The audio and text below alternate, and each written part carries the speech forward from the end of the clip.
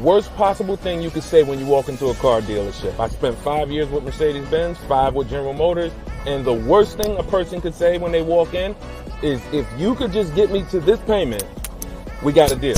So your loan's probably still like 19, which means you got to pay to get out. You're upside down. It's called negative equity.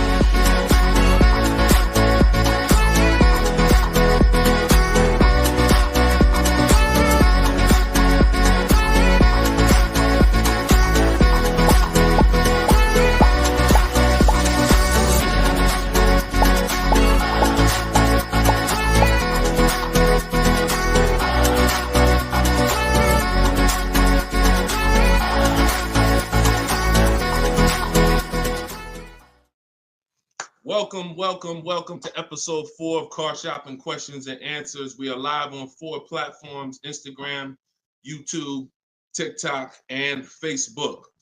Okay, we already got people asking questions on TikTok. As you come in, we do these shows at 12. Hold on, I want to give my camera time to focus because I'm doing a lot of moving.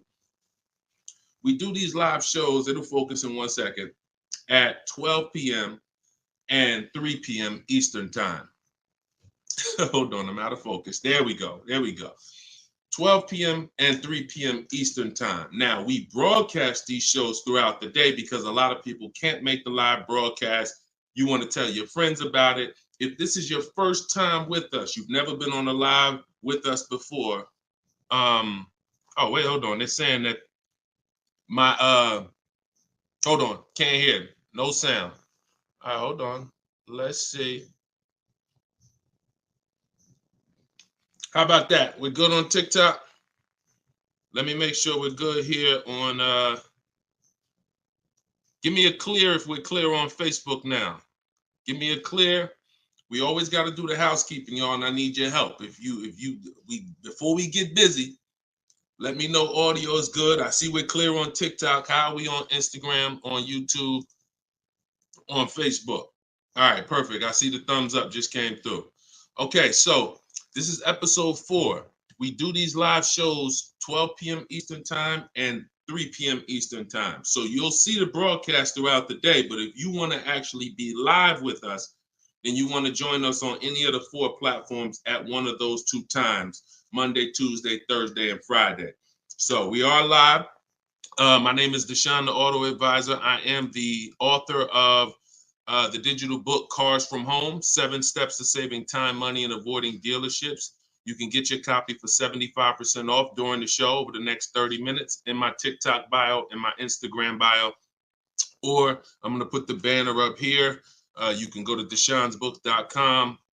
We have a link in the comment. We have a comment link in the comment section. So I want you to start typing your questions. We get very, very busy. Have your notes ready. Be ready to unlearn what you've learned about cars, because we get below market deals, and that should be your only mission when you are car shopping, is to get below market deals. All right. Now, one thing that I want to discuss. Okay, matter of fact, let's go. Go ahead, throw that up. Let's go to Frankie's question. So this is from TikTok. Can you please give me the percentage breakdown on leases again? Okay. The 1% rule has been around since probably before I ever even got into the car business. The 1% rule says that if your lease payment is 1% of the MSRP, or less, you stole a car. No down payment. So I had a 2018 Jeep Grand Cherokee. It was a $35,000 vehicle. My lease payment was $330 a month. That was under 1%. That's how we indicate that. Now, how we're doing the math is we are taking the MSRP, taking the monthly payment rather, and dividing it into the MSRP. For example, $330, which was my payment, into the MSRP, which was $35,000, and then that gives us 0.009%. 0.009%. Good afternoon, Vivian. Good to see you. So That's how you do it. Now you can multiply by 100 if you want to really get the percentage. You multiply by 100 and you'll see 0.94%. So that has been around for a long time.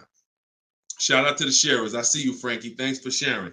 Please DM me too. I'm still waiting on ideas for what we could do for the people who share the broadcast. I mean it. We want to make sure we are rewarding people who share, tag, people who invite people to the broadcast. So DM me these ideas. Those are the only DMs I'm looking for because we get too many DMs to really respond to them. We get probably 50 to 100 a day. So we can't respond to all DMs, but those are the ones that I'm looking for. Okay, shout out to everybody who shares. Now, that's been around for a long time. That's how you know you stole the car. It's not even a question now that we still need to get offers because like this is Freener right here. This is why you never want to get excited about one offer unless it's the lowest bid. Here's why. Freener, she just got a, hold on, I'm putting it up here on the screen. She just got a 0.88% lease on a Jeep Grand Cherokee hybrid anniversary edition. $65,000, $65,950 was the MSRP. Her best bid was $579 a month. She's in the video library. She has what we teach. Getting bids. See, so sometimes you could look and be like, oh, this offer looks really, really good. Should I take it? Not if it's not the lowest bid. It must be the lowest out of at least 5 offers. Because what I always tell you is 80% of dealers are overpriced. They're going to overcharge. So that's how you know if you won. Now we had to come up with something. When I started teaching people about leasing, I said, oh, shoot, some of you going to go out here and you've been buying your cars and you're going to walk into dealers and you're going to get a lease and you're going to think it's good because you're still paying less than somebody who actually bought. But we had to come up with something that was showing you when you were overpaying for a lease. And so I started doing some math because I love math. And once I worked the math out, I said, okay, how much are we paying before we're paying too much for a car we're giving back? 1% is the steal. But what's the limit? And I started looking at how cars depreciate, how much car, if you bought it, how much the car would depreciate. And I came up with 1.5%. So when we look at the same vehicle that is, let's say a $40,000 vehicle, for example, 1% is $400 a month or less. 1.5% is $600 a month. Now, what you look at is the total you're paying over the 3-year lease. 600 times 36 months, that's 21.6. So when you take $40,000, you add your taxes and everything, you're probably going to end up about 44. 21 is about the threshold where you're still paying less than if you had bought. You're still losing less value, but and you're tying up less money. But at the same time, that's the limit. Above 1.5%, there's no value in this lease anymore. And that doesn't mean we go buy the car. That means we look at competitors because competitors do offer more aggressive lease pro. Every single vehicle, you guys, and there's over 400 of them, has a different lease program. Sometimes even the trim level is different. The Touring has a different lease program than the Limited. So we don't deal with overpriced leases.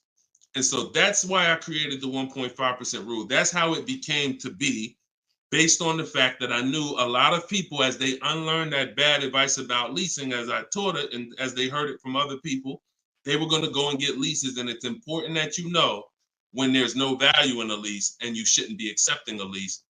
And that doesn't mean, and look, let me be very clear. That does not mean, that's why I explained the first part of this question, of this answer. You don't walk into a dealer and say, hey, I'm trying to get under 1.5. You don't walk into a dealer and get a lease quote and then you say, hey, well, look, I got to be under 1.5%. No, you're doing this wrong.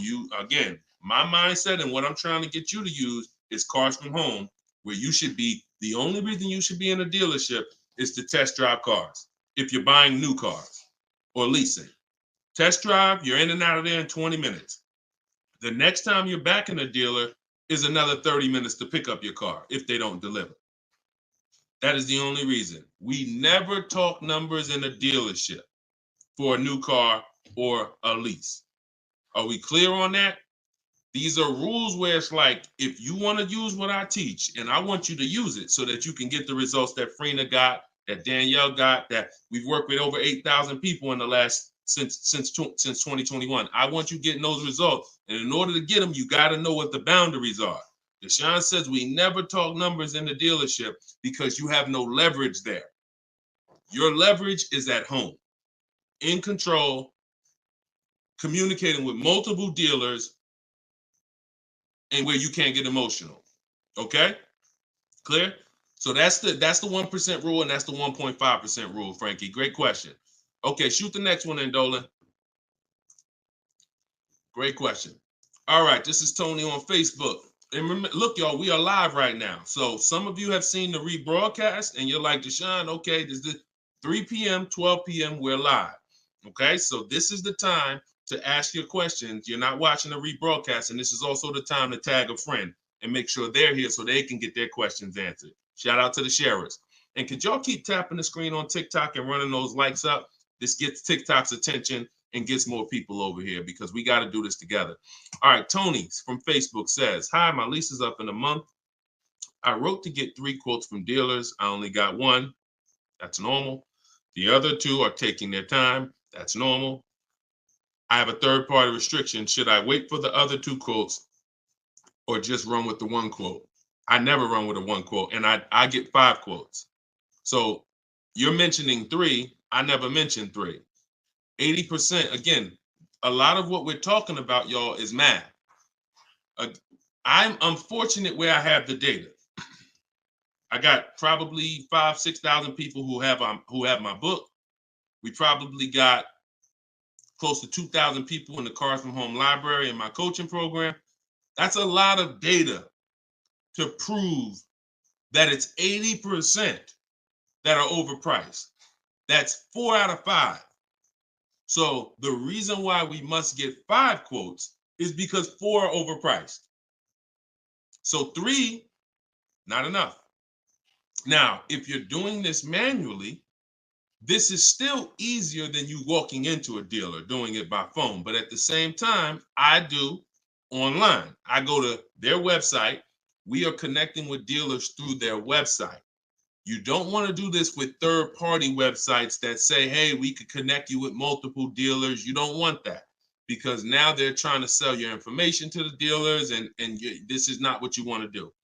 You want to create a Gmail account specifically for shopping.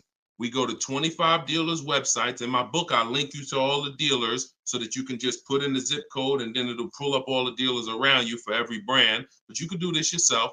You can go there and you can actually you go to each dealer's websites. We do a copy and paste message. I have a template that I use that the people who follow my stuff use. And the template you need to tell them exactly what you want and what you're open to. Colors wise, this is why we build our car. We always build our car, go to the website, build the car, because we tell them exactly what we want and what we're open to. This takes us 20 minutes to contact 25 dealers online, copy and paste. We're telling them what we're looking for them open to, blue, black, or silver. These are the trim levels I'm open to, limited or touring. We're telling them this is these are the package, these are my must-haves. I need the big sunroof. All of that has to go in to it's not that you're not car shopping online. You're just now car shopping against people who their job is to make money. And so if you don't have what I'm telling you I've responded to hundreds of internet requests when I work for the dealers. If you're here for the first time, type a 1. If this is your first time ever being on a broadcast with us, type a 1. I want you to know a little something about me. I was inside car dealers for 14 years, responding to these quotes. So the reason why I'm giving you the exact strategies is because I know there's so many things that you're not trained to give the dealership that they need.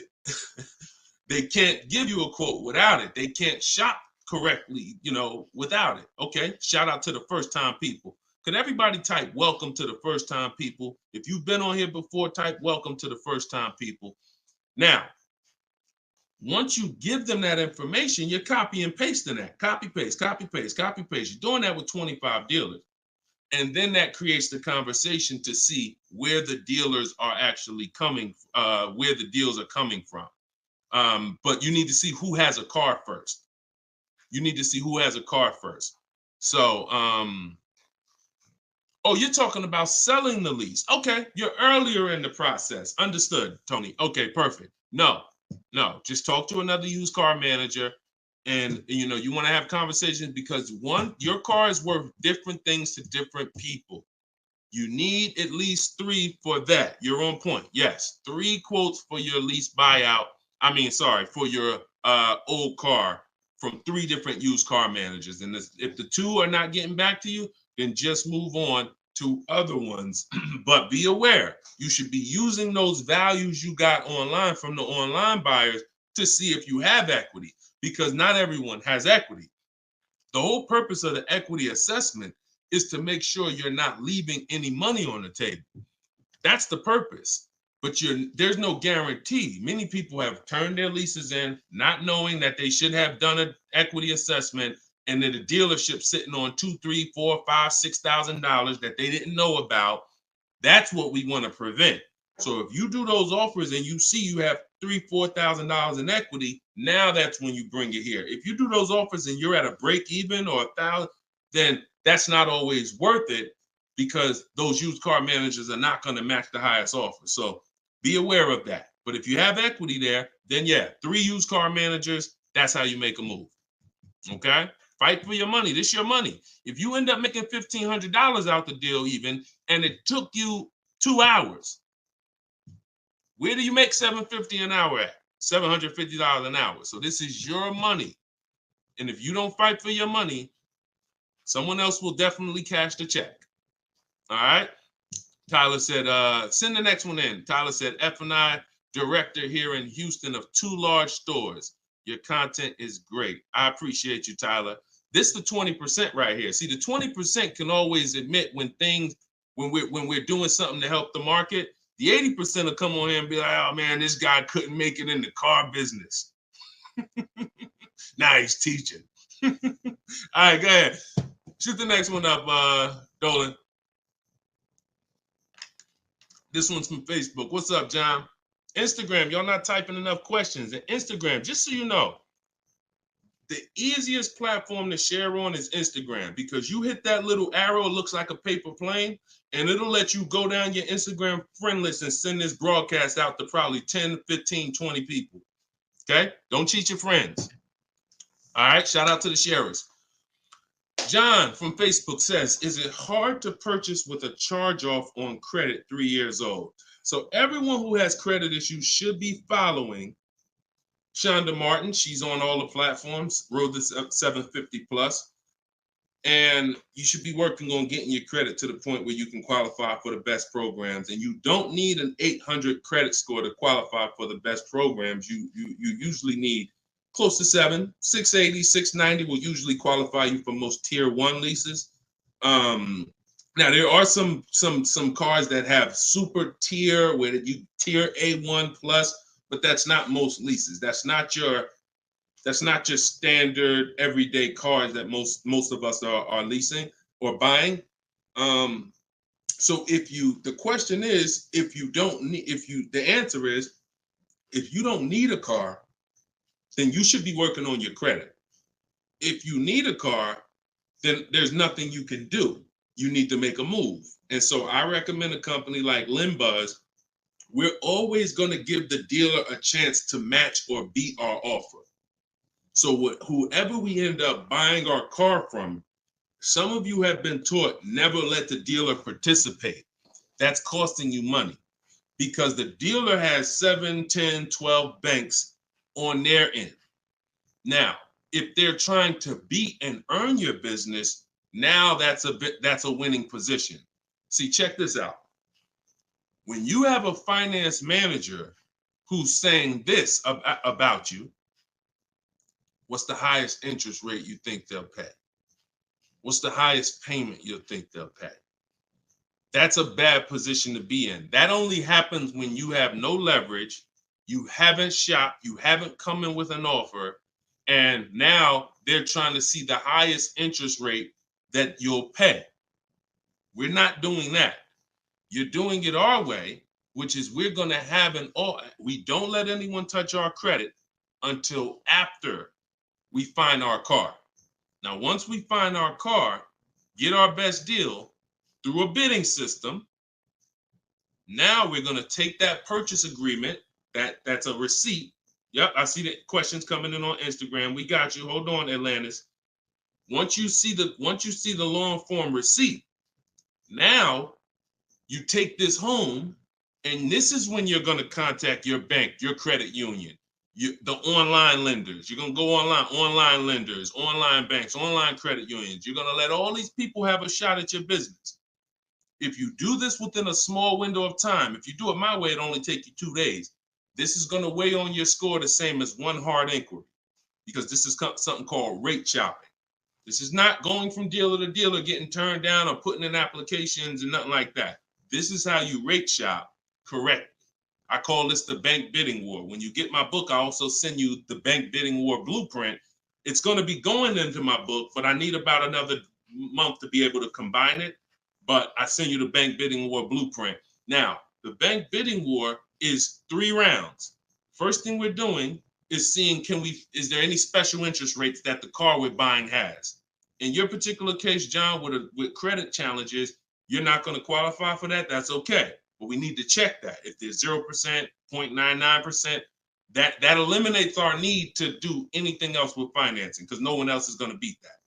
Second part of the round starts. There's 3 rounds to the bank bidding war. The second part comes after we find our car, and it's what I just broke down. When we come home, we let all these banks, these lenders, online credit unions run our credit, and so they're bidding and submitting us their loan offers. Now, the third round is the dealer. That's when we're going to call the dealer who we reserved the car with and say, hey, I got 6.29 from this bank. If you can beat it, I'll give you the business. Now, this is the big difference, you guys. When you have a finance manager who's trying to beat your offer, who's calling their banks and saying, hey, I need to get 5 point something because this person already has 6. That's leverage. When you start bidding, like I'm teaching you, like what's in my book, like what's in everything we do, in my videos, everything's a bid. You have the leverage. And there's no way for you to overpay when you are getting bids. So that finance manager calls you back, it's only going to be 1 or 2 answers.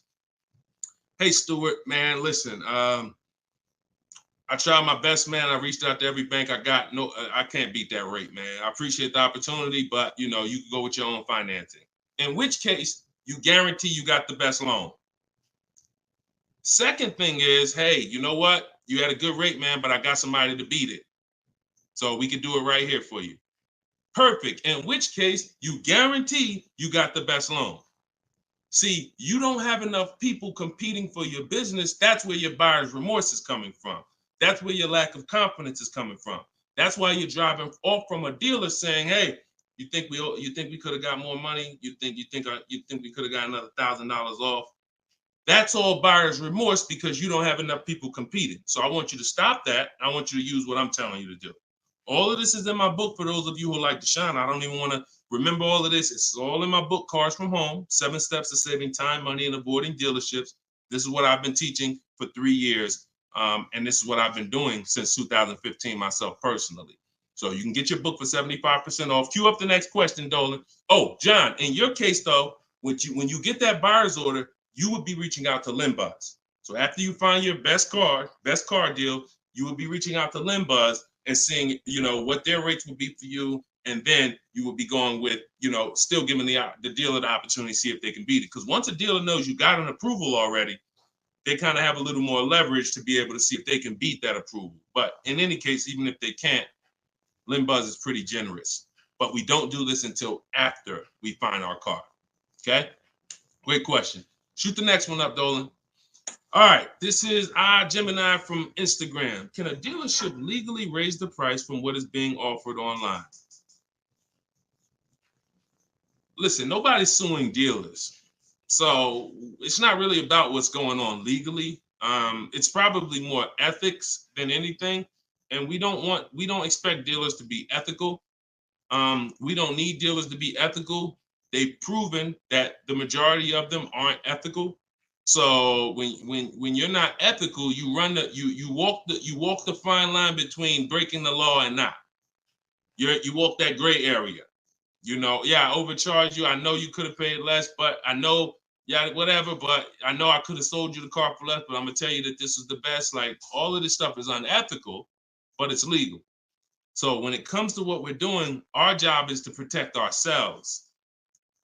You can't go into a car dealership expecting them to protect you. You can't go into any business transaction expecting the person you're negotiating against or the person who's selling you a product to protect you.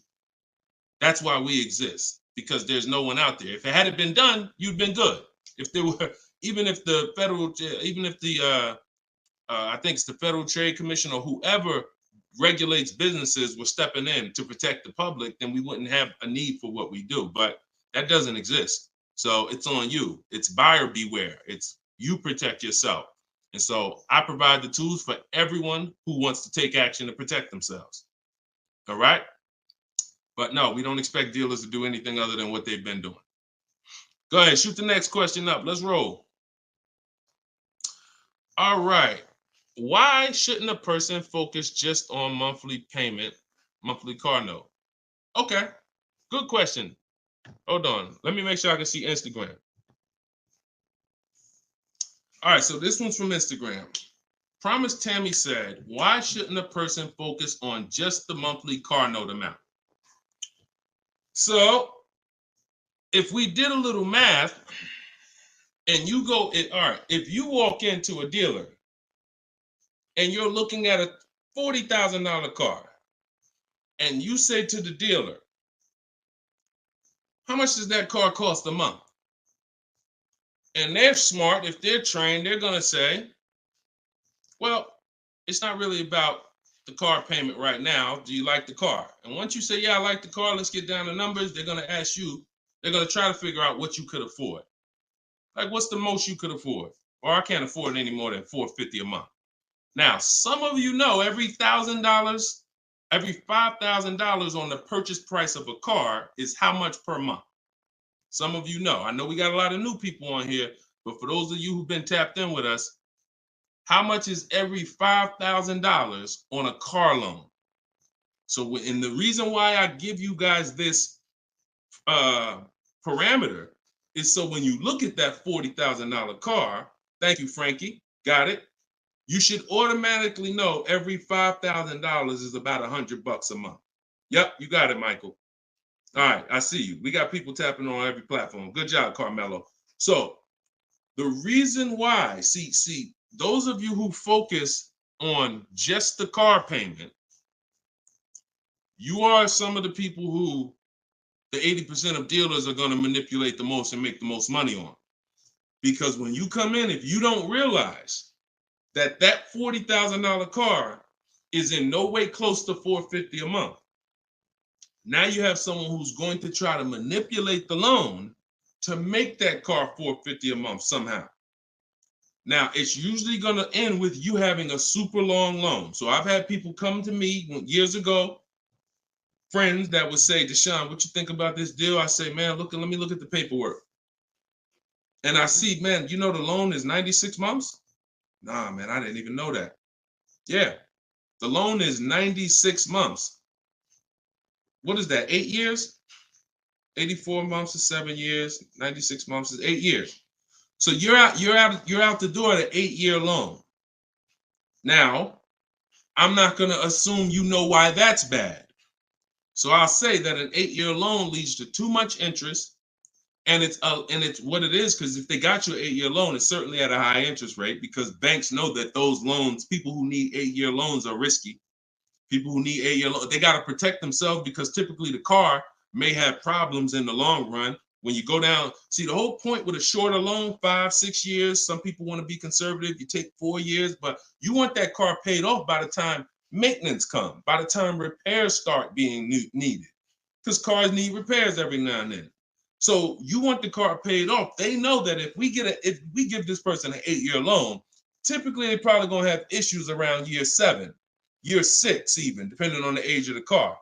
So the length of loan, I teach something called the rule of 72 and the 10th birthday. I will not in any way co-sign anyone getting a loan longer than 72 months, which is 6 years, because we don't have, see, what's the longest loan, a mortgage that any of you would take? Let's keep a real fast dialogue going. All of this is to really answer the question that Tammy's asking, which a lot of other people have. So we need to indicate why this makes a difference. The longest mortgage most of you are going to take is 30 years. Mortgage. There are 40-year mortgages available. There's 50-year mortgages available. No one on here said, yo, I do a 50-year mortgage. Why? Because we already know inherently anything longer than 30, that means we can't afford this house. That means we're looking at the wrong house. So we had to make sure we created boundaries so that you understand, okay, if I got to take a loan longer than 6 years on a car, that's telling me I can't afford the car. So once I get my best price, I should already be able to afford that car with a 6-year loan or less. And I combine that with the 10th birthday. So when you look at your car, you should have your car paid off by the 10th birthday. You're taking a lot of risk if you got a loan on the car past its 10th birthday. A lot of the times I was in a dealership, people came in with problems, big repairs, and they still had car payments. Car's 10 years old, 11 years old, and they still got car payments. You could run the risk of being in trouble because that car could be in the shop. Some of you have experienced this. Car's in the shop, and you still got a monthly payment due every month. Now, this is disaster, and that's what we're trying to prevent. That's why we don't focus on the monthly payment. When we're purchasing a car, we are only focused on the price of the car. We need to, before we even think about monthly payment, how about this? We need to make sure we're getting the car for the lowest price possible. Because some people go in and like, hey, the car's 40 grand. Well, what if another dealer will sell it to me for 35? Once I get the lowest price, then I'm concerned with what my monthly payment is going to be. So there's steps to this. But yeah, don't focus on monthly payment and just stay committed to what we're teaching, and you'll learn and you'll see why, even more information of why that's bad. But we want you to understand the numbers, okay? Typically, you focus on monthly payments, you don't quite understand the numbers, but you will. All right, this one's from TikTok. Can you give us some tips about co-signing? Ooh, I have a very, very, very strict rule when it comes to co-signing. Now, some people, you're not going to like this. Some people will tell you this is bad advice. It's just my opinion. I've seen tons of horror stories. I've seen people walk into the dealership. I've seen young people who will co-sign, who will use up people's credit, co-signing, and just burn them, because no one cares about, if you don't care about your own credit, you certainly don't care about someone else's in a lot of cases. So, but I do have some rules, because sometimes it's going to make sense. When you can pay, if a person does not pay, then you're good. Example, my daughter, we're going to get her a car. I'll co-sign only if I can pay the note if she doesn't pay. So let's say she's working, she's paying X amount per month, I'm co-signing, but if for example, she loses her job, anything happens, I can pay if she doesn't pay. That could be for the spouse. If they don't pay, I will pay it. As long as that's the rule, then you're protecting yourself, because where you get in trouble at is if you can't pay, if they don't pay. He told me he was going to pay it. He's missed 2 payments.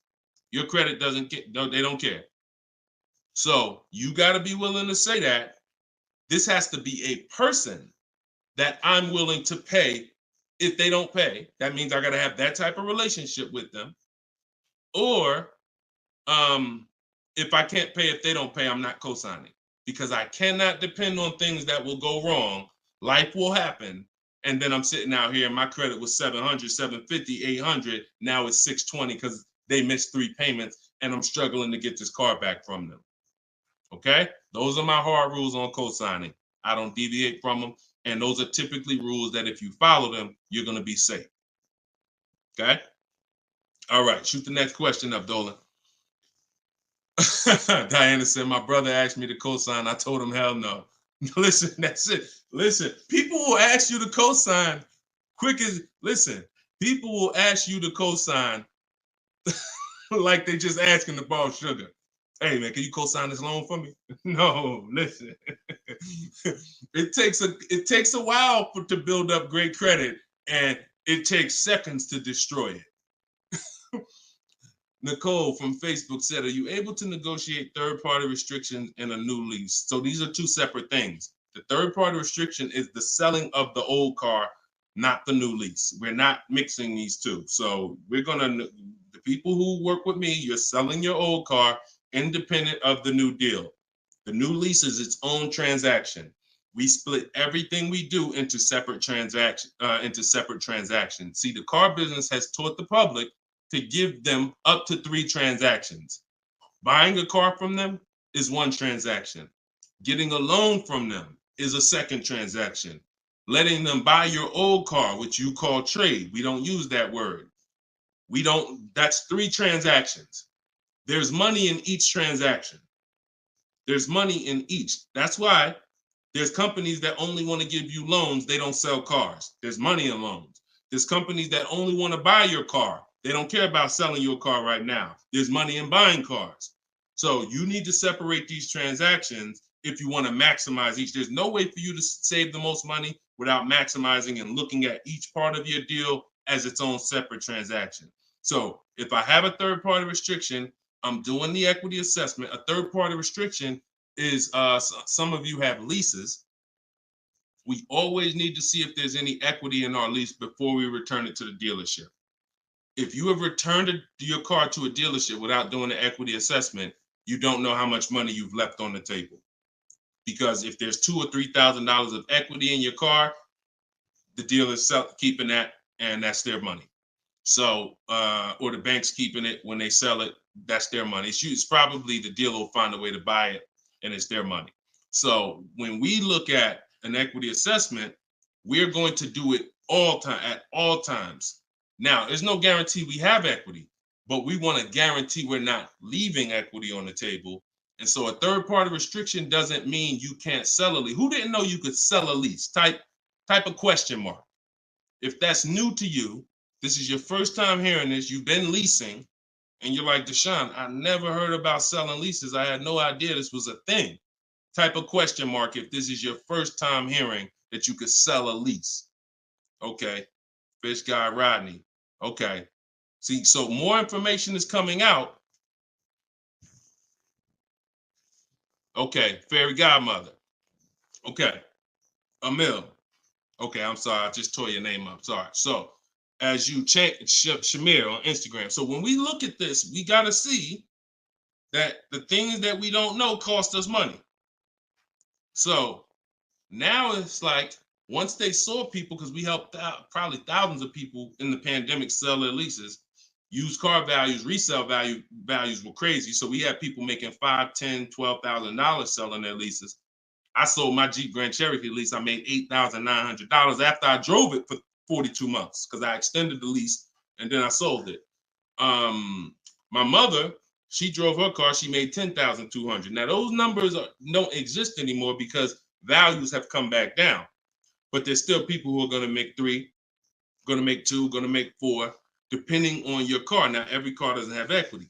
But when it comes to the third-party restriction, they don't say you can't sell. They limit who you can sell to. You must sell to a local used car dealer. To a local dealer of the same brand. So if you have an Audi, you must sell to an Audi dealer. We are still going to get bids. We're going to get at least 3 bids from used car managers at Audi dealers because your car is not worth the same thing to every dealership. Your car may be worth 19 to this dealer, 19.8 to this dealer, 21 to this dealer, which is why we must get bids. Y'all gonna hear me say that word. Your favorite word, if you stick around and you use what I'm teaching, when you start mastering my strategies, your favorite words are gonna be bids, multiple offers, because that's how we save all the money. So okay, so that has to be handled, Nicole, separately. The selling of your car, the who I'm gonna sell that car to, you find that person first. Then you go shop for your replacement car. And then once you go sign that deal, you sell the car, you do it the same day, and you maximize both transactions. Okay? And all of this, guys, shouldn't take you any more than 90 minutes. This is not something that's going to take you hours. See, my whole thing is to show you how to get great deals in 60, 90 minutes from home. That's why my book is called Cars from Home, 7 Steps to Saving Time, Money, and Avoiding Dealerships. You can all get a copy for 75% off for the next 30 minutes. Just go to my TikTok bio. You won't leave the broadcast. Grab your copy before that timer hits 0. The price goes back up to $97. Or you can go to my Instagram bio, or click it if you're on Facebook or YouTube. Go to the comment section and you'll see a link to deshonsbook.com and grab your copy for 75% off before the timer expires. All right, go ahead, Dolan. Shoot the next question out. Should I feel bad if I get 1.3? I'd only feel bad if I got 1.3 and if it was my only offer. If it was my only offer, or if I only got 2 offers, then yes, because I'm going to tell you why. I'm going to show you something. When I look at what I see, hold on. Okay, hold on. We saw Freena. Some of you saw Freena. That's 0.88. That's just ridiculous. 0.88. But look, Charles, he gets a Palisade. He's paying $48,000 vehicle. His best offer was $597 a month, 1.23. Now, look at and sometimes people who are getting phenomenal, who are looking at cars that are super, super popular, they'll go a little further, and he reached out to 35 dealers. Now, I want you to pay attention. Some of you, the average person only shops 2 dealers. My strategy is I teach 25 to 5. But once you see my copy and paste system, which is in my book, I have a copy and paste system where we're on their website. You'll see that I could talk to another 10 dealers. It only take me 10 minutes to open up contact with another 10 dealers. We always use a separate email. Do not contact dealers from your personal email. I'm warning y'all. It's not going to work. You're trying to go through your work email, and then you got your personal stuff, and then you're seeing the car dealers. Don't do it. Create a separate Google email, and that's how we do it. So he said, I reached out to 3,500 dealers, got 10 quotes back. So that $597 a month, 1.23 is the best out of 10. So so I always tell you, when you do it right, you're going to see offers that are $150 to $200 a month more. That's when you know you've exposed the 80%, and that's when you know you shop the right way. If you don't see that type of spread minimum, you haven't shopped enough offers. So that's the only time I would feel bad, GKA, is if I didn't get at least 5 quotes, because I don't know if 1.3 was the best. I'm gonna tell you a funny story too, because Freena's in our coaching program, and Freena reached out and she said she was looking at a Jeep Grand Cherokee. Get ready for the next question, but I'm gonna tell y'all, I want to hammer this home so y'all understand the importance of multiple offers and you don't get lazy, because the things I'm telling you might take another 30 minutes, 40 minutes, and they save your family $3,000. You can't put a price on. Well, you can put a price on that. So Freena was shopping for a Jeep Grand Cherokee Limited. She comes to the group and she said, Deshone, this was the best offer on a Jeep Grand Cherokee Limited. It was like 1.2 and change. But she said, the guy that made me this offer said he has this 4XE. It's a hybrid. And he said he could actually do better on that one. She said, what do you think I can? He told me what it would be. It would drop the price here. I said, if you're open to that, then you need to run your quotes again and get 5 more offers on that vehicle, because it may have a better lease program, in which case you need to open it up again. She opened it up again. That's how she got her 0.88% lease.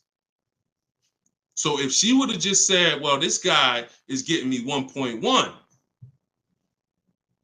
I'm going to just take that, then she never would have found a 0.88. Multiple offers. That's probably $100 a month difference. then what the last offer, $100 a month times 36 months on this lease, you're talking about $3,600. And she did it in minutes. Once y'all learn how to do this, it's minutes. This is not hours. I'm not spending more than 60 minutes on shopping for a car. Now, that doesn't mean I'm not spending time to decide what I want. But once I decide what I want, once you know what you want, 60 to 90 minutes to get the best deal. That's it. All right, shoot the next one up, Dolan. Keep the questions coming, y'all. We are live every day at 3 p.m. Eastern time. Well, not every day. Monday, Tuesday, Wednesday, Thursday, and Friday. Monday, Tuesday, Thursday, and Friday at noon and 3 p.m. So this is our live show. Okay.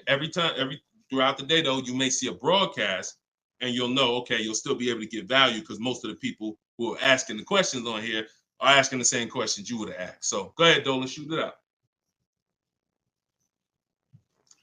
This is Raymond from YouTube. How do you structure a lease? So the first thing you want to do is look at the car you're thinking about leasing. And we like to use a 1.25% formula estimate to see if we should be even looking at that car. Okay. So if I'm looking at a car that's 40,000, I'm doing a 1.25% estimate. I'm multiplying it by 0.0125. And then I'm going to see, 40,000. I'm multiplying that by 0.0125, and that comes out to 500. So that's going to tell me if I'm looking to be at 300, that's not the car that I'm going to be looking for in most cases.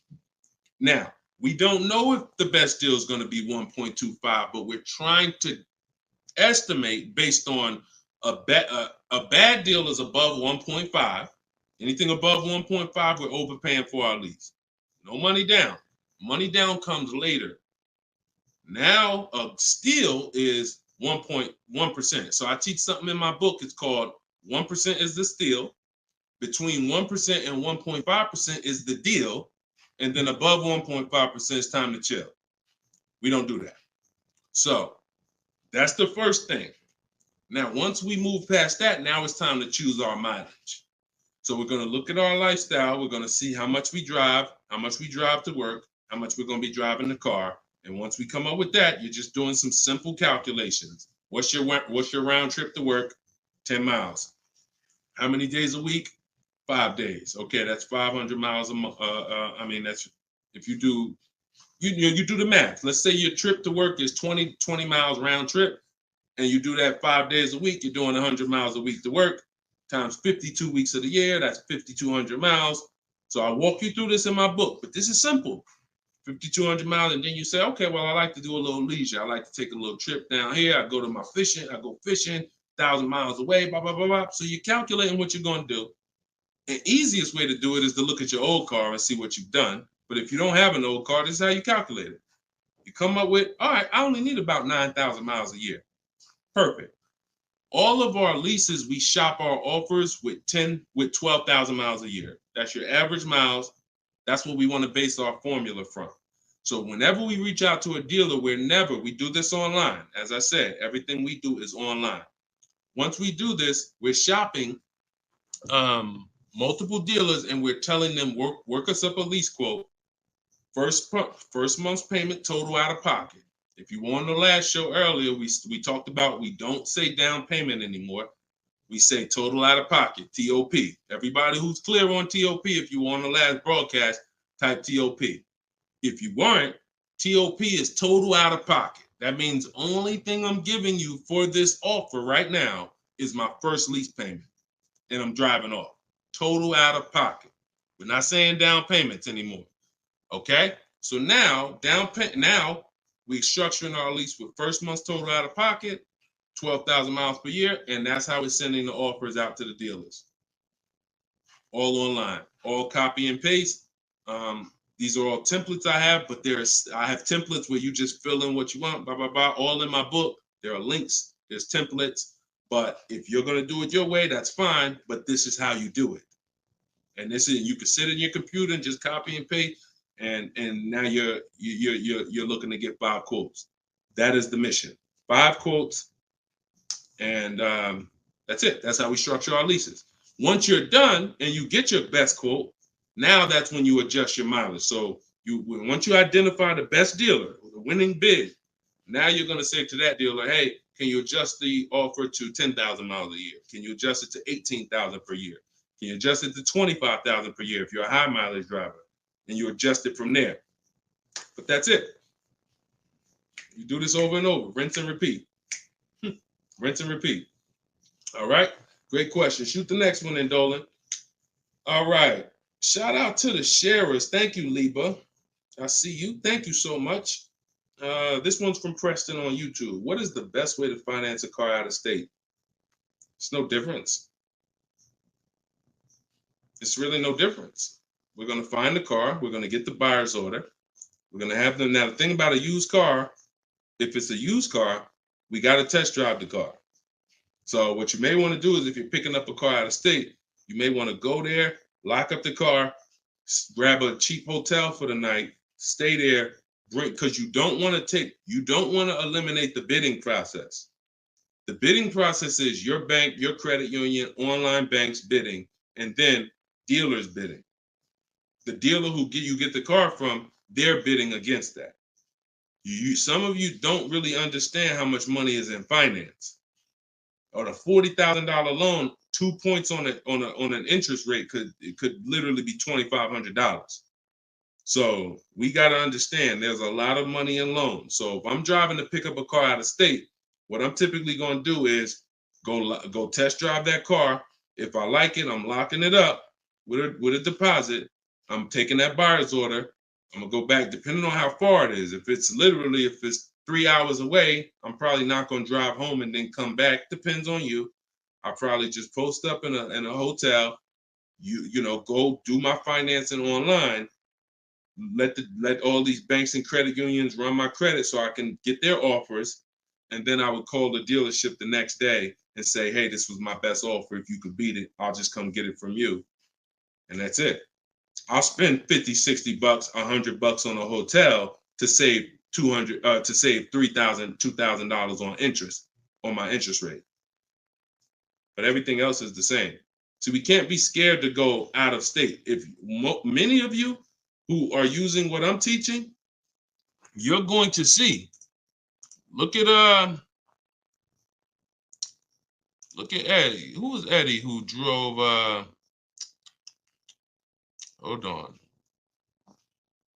Short conversation. John, hold on. Market. Trying to think. I'll see many of who I'm going to share with you. You'll see they'll say when they're picking up their car, I'm driving 45 minutes. I'm driving an hour and a half away. Look at Sean. Perfect example. Sean, he's also in our coach. Now, I don't want you to think, oh, I got to be in Deshone's coaching program. There's just some people who are. The information's in the book. We got the video library. For those of you who are like, okay, I like videos to go along with the book, that's fine. I link you to some videos in the book, but then there's some people who coach with me and I can talk personally to them. So Sean comes on here and he comes into the group. He said, he sends this. Look at the amount. He said, I'm looking at some advice on this F-150 Lightning XLT. It's a $73,000 truck. The dealer discounted it $4,900 and then revealed that there was a $15,500 rebate. His total savings is over $20,000 off this truck. So I'm like, all right. Now me, being who I am, I don't know if that's the best. 2015, I sold 2 Maybachs. They had $20,000 rebates on it. So we don't know if this is the best. I haven't seen, this is what I said to him. I haven't seen the other offers yet, but I'm assuming you got at least 5. You're saving over $20,000 on this with this discount and rebate, but the only way to know is to compare to the other offers. See, I'm not going to get excited about this deal until he tells me what I'm about to read to you. That's when we get excited. He said, guess I could have put a little more info on here. Yes, I got about 15 quotes. You see the difference? This is what I want you to get. BK Dollar, this is what I want you to get. Liba, this is what I want you to get. Everybody watching, the money is in multiple offers. The reason why you're not saving, you're just not getting enough offers. So he says, I ended up expanding my search to 150 miles outside my area to find this deal. He said, I couldn't find, watch this, I couldn't find anything under MSRP in that first search. So think about how I'm telling you, the local dealers know when they see your zip code, they know, okay, some of them, all right, we don't have to do too aggressive. But those dealers that are an hour and a half away, when they see your inquiry, they're like, oh, listen, this is a person we never would have saw before. What is it going to hurt us to blow this truck out? And we take a deal from one of our competitors' markets. We love to see our license plate frame over in their market. That's how we win. So he ends up saving over $20,000, and he doesn't mind driving 150 miles to go get that truck. Why? Because every mile he drives is dollars he's picking up. We clear on that? We clear? If you're clear on the importance of multiple offers, type clear. All right, shoot the next one up, Dolan.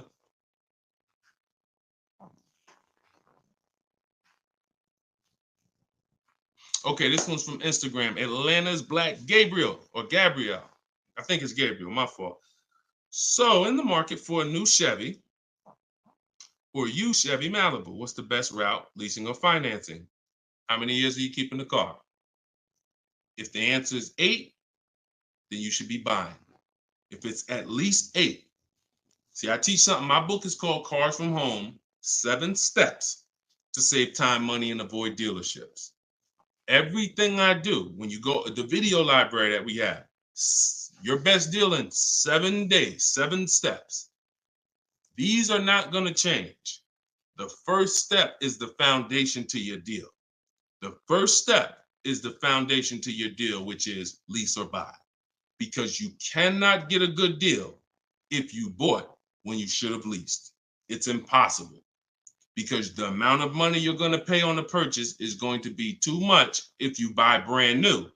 And if you buy pre-owned, it's going to be about the same amount you'll pay. So when you buy, if you're not keeping your car 8 years and you buy a used car, 3-4 years old, and then you trade it in 5 or 6 years, you're going to pay the same amount or even a little more than someone who got a great lease deal and drove brand new vehicles. So it's all about how many years you're keeping the car. If you're keeping the car, if you're like Deshone, there's no way I'm keeping the car 8 years. That's not my style. Then you should be shopping from this day forward for aggressive lease deals. Now, once you find a car that you love, or if your spouse says, you know what, I don't switch cars like that. I keep a car 8, 10, 12 years. Then we purchase for them. We're going to purchase. But for those who are not keeping their cars 8 years, you are losing thousands and thousands and thousands of dollars not leasing cars. Thousands, thousands and thousands and thousands and thousands. All right? That's the 8-year rule. It's the most important question. It's the first thing you ask when you are car shopping and you're ready to car shop. How many years am I keeping this car? 8 or less, we lease. Less than 8, we lease. More than 8, we buy. That's how we avoid the depreciation. So go ahead. It's a hard rule. You want a follow-up question to that, or anybody want to? Because I know some of you are like, Deshone, I was taught never lease. Whatever. You want to follow up to that question? That's perfectly fine. But that's the rule. And it's the rule based on money. I've seen thousands of scenarios, and I spend years and all my time shouting from the hills so people could understand how much money they're losing by not getting good lease deals or not leasing at all. Okay, go ahead, shoot the next one up, Dolan. Okay, this one's from TikTok. All right, Peyton. Do dealerships finance used cars too? Yeah, sure. Absolutely. But we don't finance, dealers are our last offer for financing, never our first. So what you should do is you should go watch the replay from earlier, episode 3. This is episode 4 of Car Shopping Questions and Answers. We do these lives Monday, Tuesday, Thursday, and Friday, 12 p.m. Eastern time and 3 p.m. Eastern time. For those of you who are like, because I want you to be able to tell your friends. Today, some of you are going to run into people who are car shopping. You need to be telling them, hey, you got to check this guy, Deshone the Auto Advisor. He does this show, live show, 12 o'clock, 3 o'clock, Monday, Tuesday, Thursday, and Friday.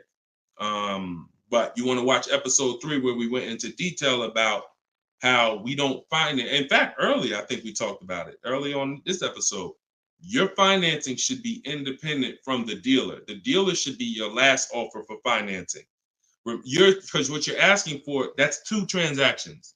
You're giving them 2 transactions of business. You're giving them the purchase of a car, and then you're giving them the selling you of your loan.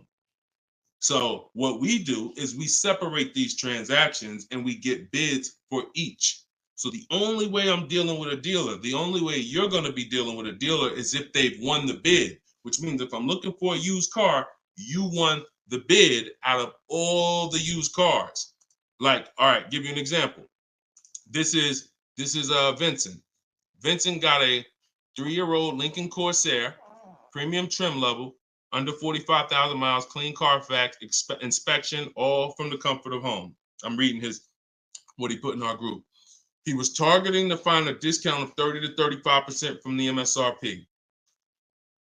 This is something that no one is teaching you guys about what you need when you're purchasing a used car. If you're going to be purchasing a used car in the future, or your next car, or if you bought a used car in the past, type the letter U. Type the letter U. If you're going to be purchasing a used car, or if you have purchased a used car in the past, I'm about to give you something that you have never heard before, but it is no way for you to know you got a great deal until you start talking the way Brandon talks here. You notice he said 30, he was targeting to find something 30 to 35% from the MSRP. In order for us to know, I see you, Shelby. I see you, Emma. I see you, Katarina. I see you, Raymond. Okay, perfect. Atlanta's Black Gay. All right, a lot of people. Okay, so when you are shopping for a used car, let me tell you a story, give you an example, all right? So I was shopping for my pre-owned Infiniti truck 3 months, a little over a year ago. I narrowed it down to 3. Now, I narrowed it down based on title history, service records, accident history. We talked about this in the last episode, episode 4. Title history, service record, episode 3 rather. You can see it on YouTube. And if you're on YouTube, please make sure you subscribe and please hit the like button. It matters because that shows the algorithm that we talking business over here, that more people need to be here. So when I narrowed this down now I get to, like, I think I narrowed it down to my top 4. They were all white. They're all within 30, they're all within $1,500 of each other. Now, here's the problem. This is where it gets complex for you. Because I'm looking at one that they're asking 30,000 and change, one they're asking 31,000, one they're asking 31,800. You know, they're all within $1,500, $2,000 of each other. Similar miles. On the outside, they all look similar. Without knowing, I created something called the true value percentage. What is the true value percentage? It's not what the website says is a good deal. It's the percentage off of what the vehicle was when it was brand new. So I pulled the window sticker for each of these vehicles. I pulled the window sticker, and what do I see? Now I teach you how to do this in my book. I teach you this entire process, but I'm walking you through it. Exactly. I pull the window sticker. You can get it from Carfax, depending on if Carfax has a deal with that manufacturer. Carfax has window stickers. Now, what do I see? One car is 46,000 when it was brand new. Now they're asking 31 and change. Okay. One car is 48 when it was brand new. They're asking 31 and change. One car was 52 and one car was 54.5. That's the one I got. So you see how in one instance we were confused. You would be confused. You sitting here like, yeah, Deshone, that's hard because they all look the same. They all similar price. How do we know? Once we find out the original MSRP, not only do we find out what the original equipment is that's in the vehicle, which is helpful. I wanted to know this is an edition 30, got all these special features. That's helpful to know too. But more important than that even is to know that that car was a $54,500 car that they were asking $31,800 for, which means I got a 42% discount. That is something we created called the true value percentage. And that's how we make sure we choose the right used car when we're ready to pick the final one. This is what we do here, y'all. If you this is why, like, this is why we've been blessed, because God knows we giving you the information you need to win with. So all of this is in my new book, Cars from Home, 7 Steps to Saving Time, Money, and Avoiding Dealerships. If you want it all in one place, you can watch the show. You can watch my free social media videos. I got hundreds of them. Or you can say, Deshone, I'm going to get this it's 75% off in my TikTok bio. It's normally $97, but you can get yours for 75% off. And you can get it in my Instagram bio, or if you're on Facebook or YouTube, click the comment section and click that button that says Deshone's book and get you 75% off for 30 minutes. After 30 minutes, price goes back to $97. So, all right, but that's the true value percentage. And that these are the things that we never buy a used car ever without looking at the true value percentage. So when you saw what he said when he bought that Lincoln, as he was targeting to get something 30 to 35% off MSRP, and he ended up getting one for 43%. So that's what you need to know. Go ahead, shoot the next one up, Dolan. Great questions today. All right, Raymond on YouTube. Does it make sense to buy an existing lease? So when you're buying a lease, all you're doing is buying a used car. That's how you got to look at it. It's a used car. It's just, it may be your car. If you're buying your lease out, it's a very different. See, what I see most times is people want to buy their lease because they don't know how to shop. Because there's deals out here. We've been making deals since the pandemic. I started our video library. We started that in 2021, November, middle of the pandemic, when people were paying ridiculous prices over with some, the 80%. They were cashing the biggest check they've ever cashed in their lives. Like in their lives, they were like, and we were getting deals all since then. Felicia came in. She was our first person in our program who got a BMW. She saved $1,950 January 2022. And so we when you get bids, you reveal. That's why we don't pay attention to nothing out there. I don't care what anyone says, what any dealer says does not matter to me. That does not matter, because I know that if we got deals all through the pandemic, oh, forget it. That's why this market, we're killing it even more. So, you know, if you're buying your lease because you're keeping it another 8 years, you say, man, Deshone, I used to lease, but you know what? I really want to buy something that I could keep for 8, 9, 10 years. Then sure, buy the lease. But if you're not doing that, then you're moving from a lease mindset, which is I'm driving great cars, brand new cars, always under warranty in most cases, latest and greatest features, low payments, pennies on a dollar compared to people buying. That's a whole value system. That's mindset right there. These are the people who are shopping for a lease. These are the benefits of leasing. And then you're moving and saying, all right, I'm going to buy a used car now. Very different, very different. So you got to be, you have to have had a change in mindset and goals to buy your lease and buy a used car. And it's what I see most times is people just don't know how to shop. When you use what I'm teaching you to shop, get 5 offers, you're going to see there's deals everywhere. Everywhere. Go ahead. Shoot the next one up, Dolan. You can't pay me to negotiate your lease, because I do this in 90 minutes and I'm teaching you to fish. You know, I've had people who used to buy cars from me. Hold on, keep that question up from Nicole, but I saw this person on TikTok. I'm not in the business I'm in the business of teaching people how to fish. So, you know, because what happens is you're building a trust in something. Like, if you're not willing to learn what it takes to do this in 90 minutes from home, like I'm teaching you, then you are the same type of person. That same mindset will lead you to go into dealers because you're just lazy and scared. Now, I'm not saying that's you. I'm warning you to not let that be you. I'm warning you you can't pay me enough. I'm not in that business.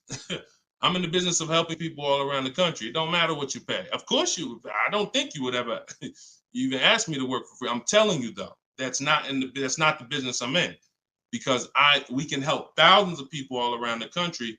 But you're not realizing that your transaction is a 5-figure transaction.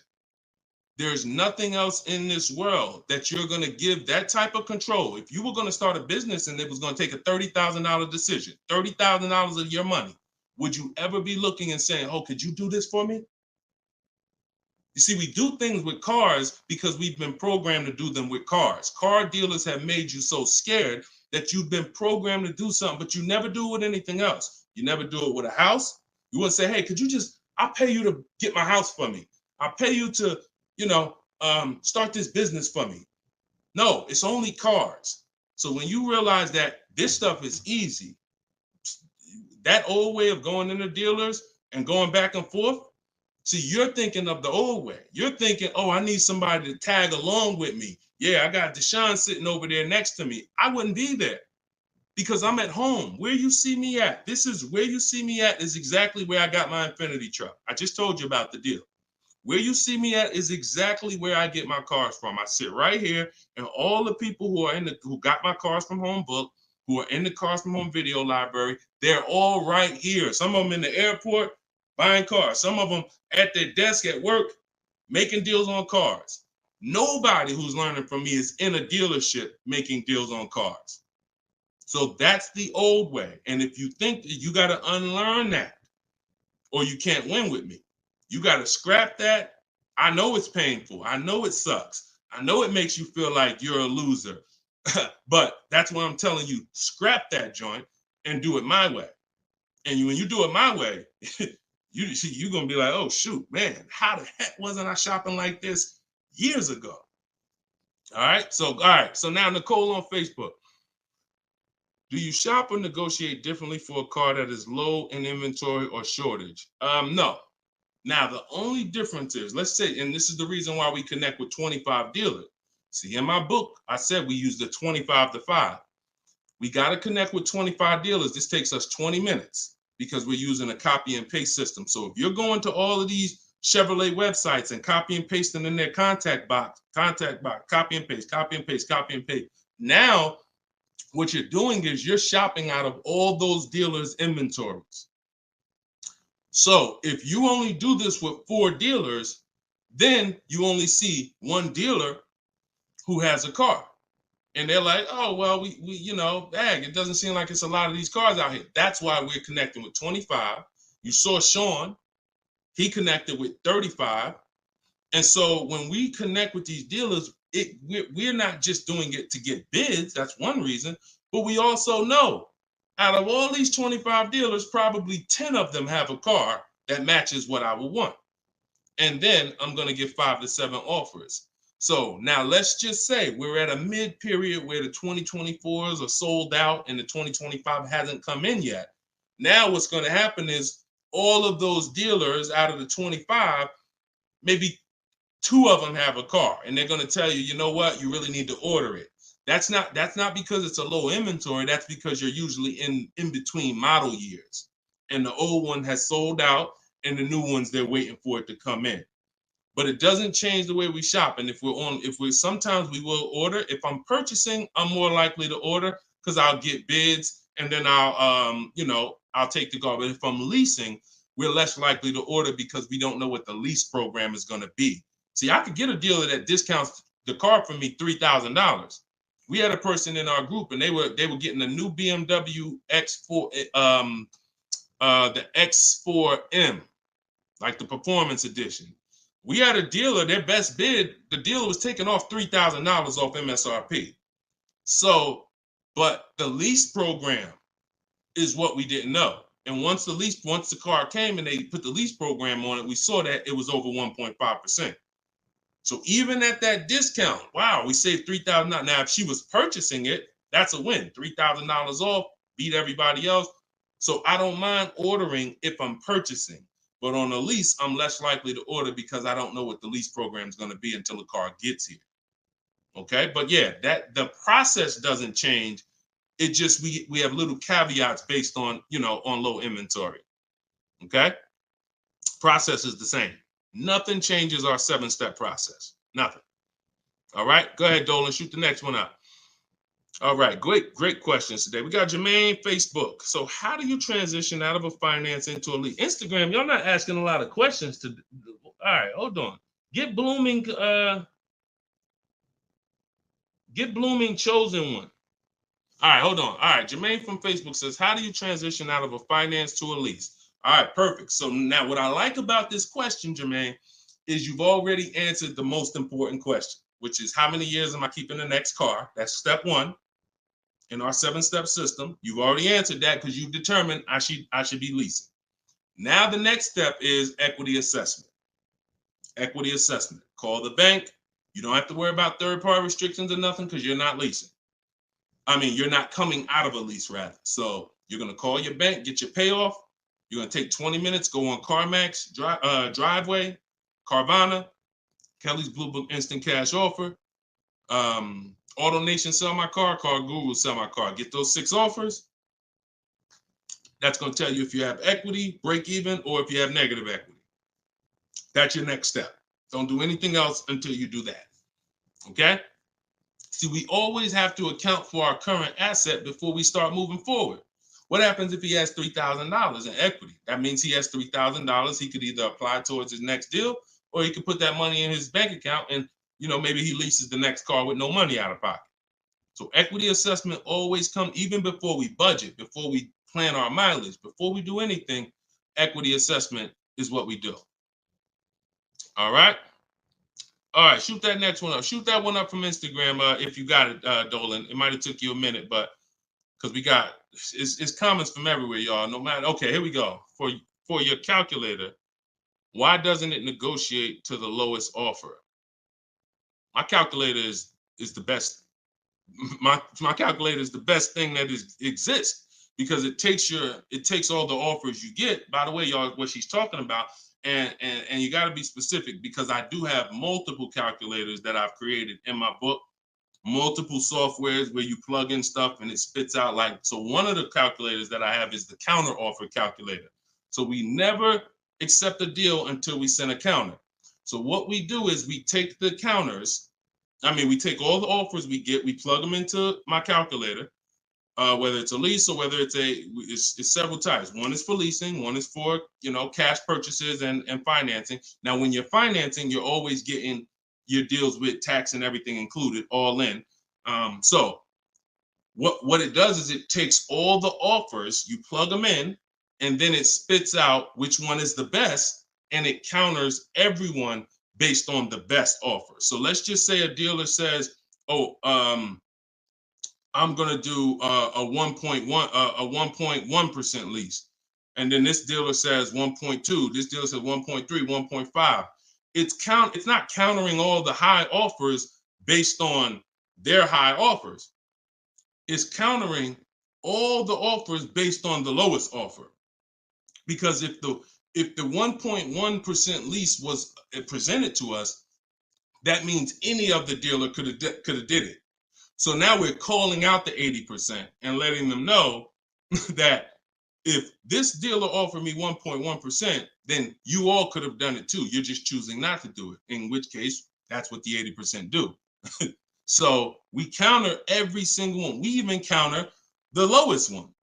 And some people in the group will say, Deshone, man, this dealer is the lowest, man. Should I be countering them for another $50 less? I say you must counter.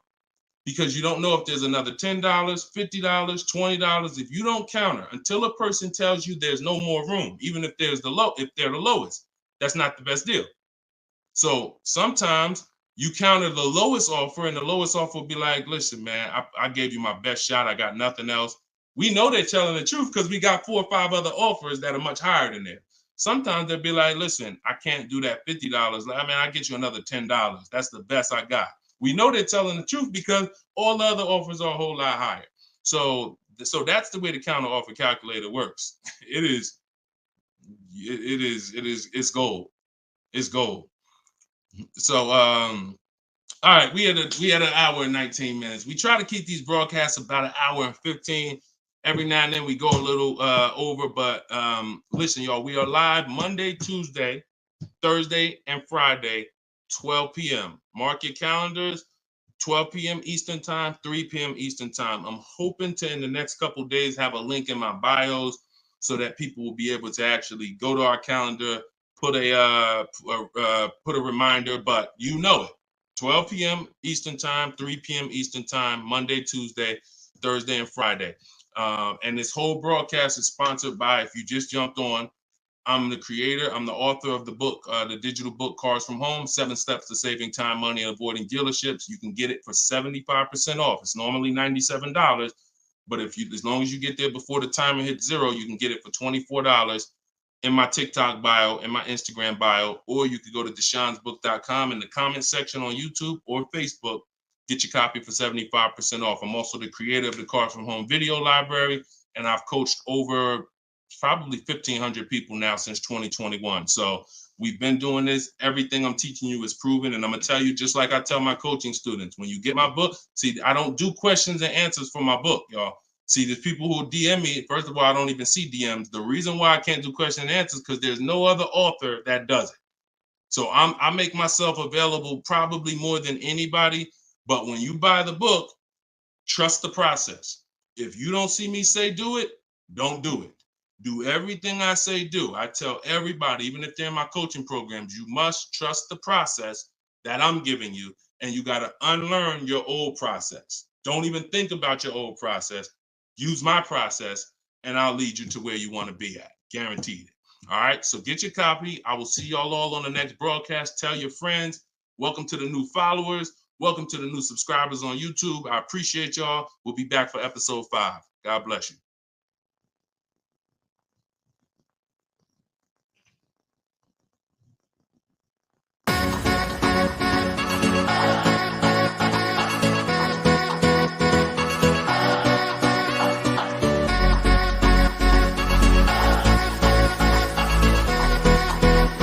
The worst possible thing you could say when you walk into a car dealership. I spent 5 years with Mercedes-Benz, 5 with General Motors, and the worst thing a person could say when they walk in is, if you could just get me to this payment, we got a deal.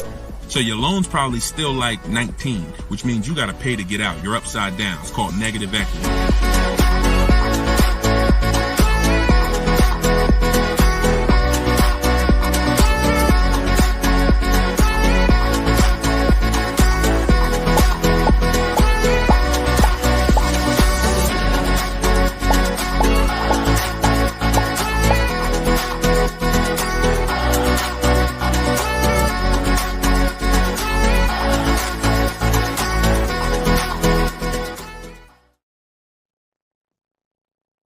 What's going on? What's going on? Welcome everybody to Wednesday, 12 noon car shopping Q&A.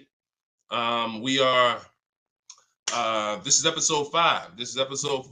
We do these live shows 12 p.m.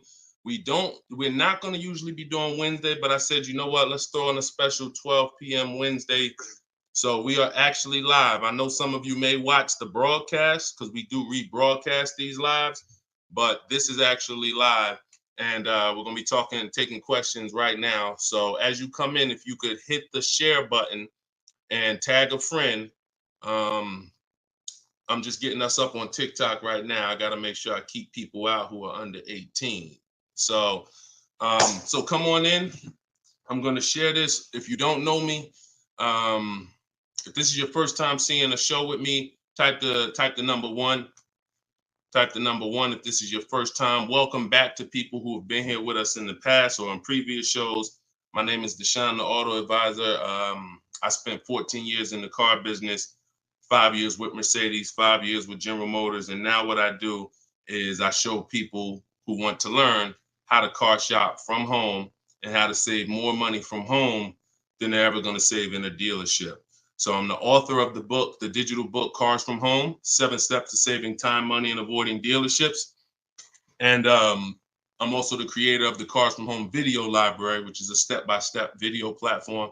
But anyone who's on here for the next 30 minutes, you can get a copy of my new book, Cars from Home, in my TikTok bio at 75% off. It's normally $97, but for 30 minutes, you can get it in my TikTok bio for 75% off, Instagram bio for 75% off. Or you can go to deshonesbook.com in the Facebook comments or in the YouTube comments. But let's get busy. Get your copy for 75% off. Everything I'm going to be talking about on this show, once again, this is live. It's Wednesday. This is a 12 p.m. noon show. So for those of you who may have seen the broadcast, this is actually live, so we can start typing our questions in. And my man Dolan's going to pull those questions in as you guys type them. And we're pulling questions from TikTok. We're pulling questions from Instagram. Shout out to TikTok. Y'all can start typing your car shopping questions, and let's get busy. What's up, Mike? What's up, Fancy Girl? What's going on, Crows fam? I see you back. Good to see you. What's up, Manly Snacks? Good to see everybody coming in on TikTok. And as you come in on TikTok, can y'all start tapping the screen? If you're going to spend 10, 15 minutes with us, start tapping the screen, shooting those likes up.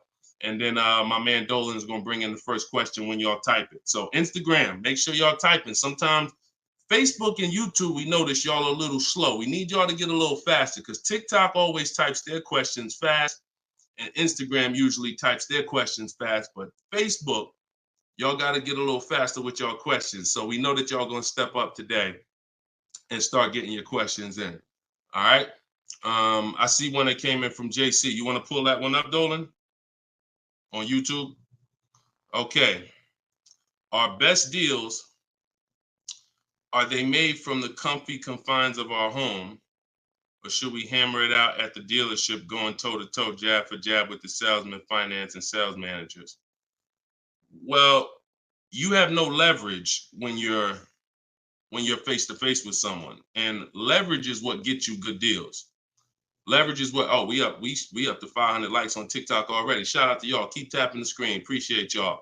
And tag a friend. Everybody bring your friends over. They need this just as much as you do.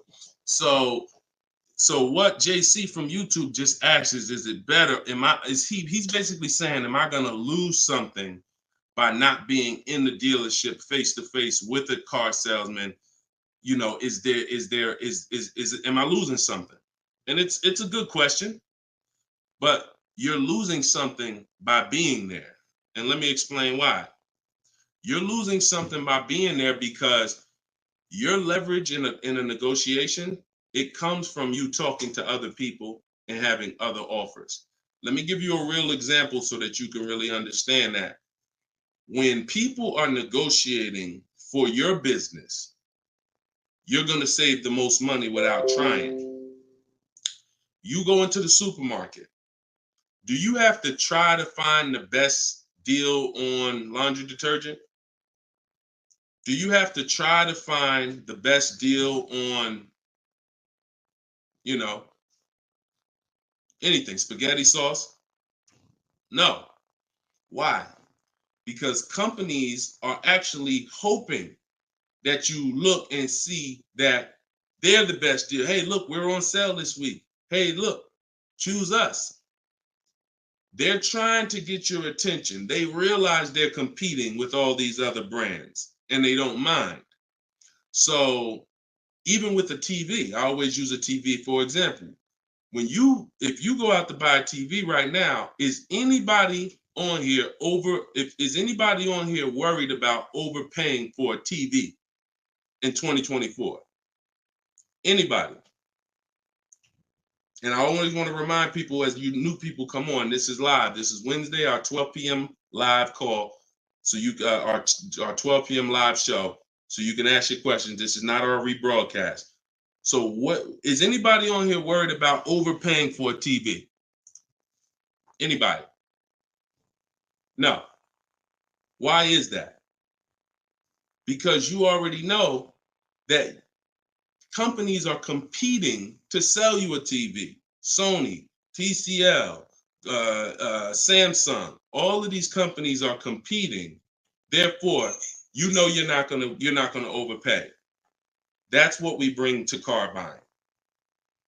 In a nutshell, y'all, if I can wrap up what I'm trying to show you with Cars From Home, the reason why my brand is called Cars From Home, my book is called Cars From Home, my library is called Cars. The reason is because it's a mindset. It's a mindset.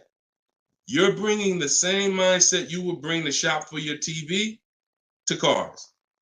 And you don't overpay. You don't have anybody on here worried about having buyer's remorse for the TV. Look, Fancy Girl, Kiki, no. Look, RJ Newscom, no. Look, Patrice on Instagram, no. So no one on here is worried about overpaying for any of these items that years ago, we used to be worried about overpaying for TVs, but not anymore. So when you start staying at home and getting multiple offers and kill your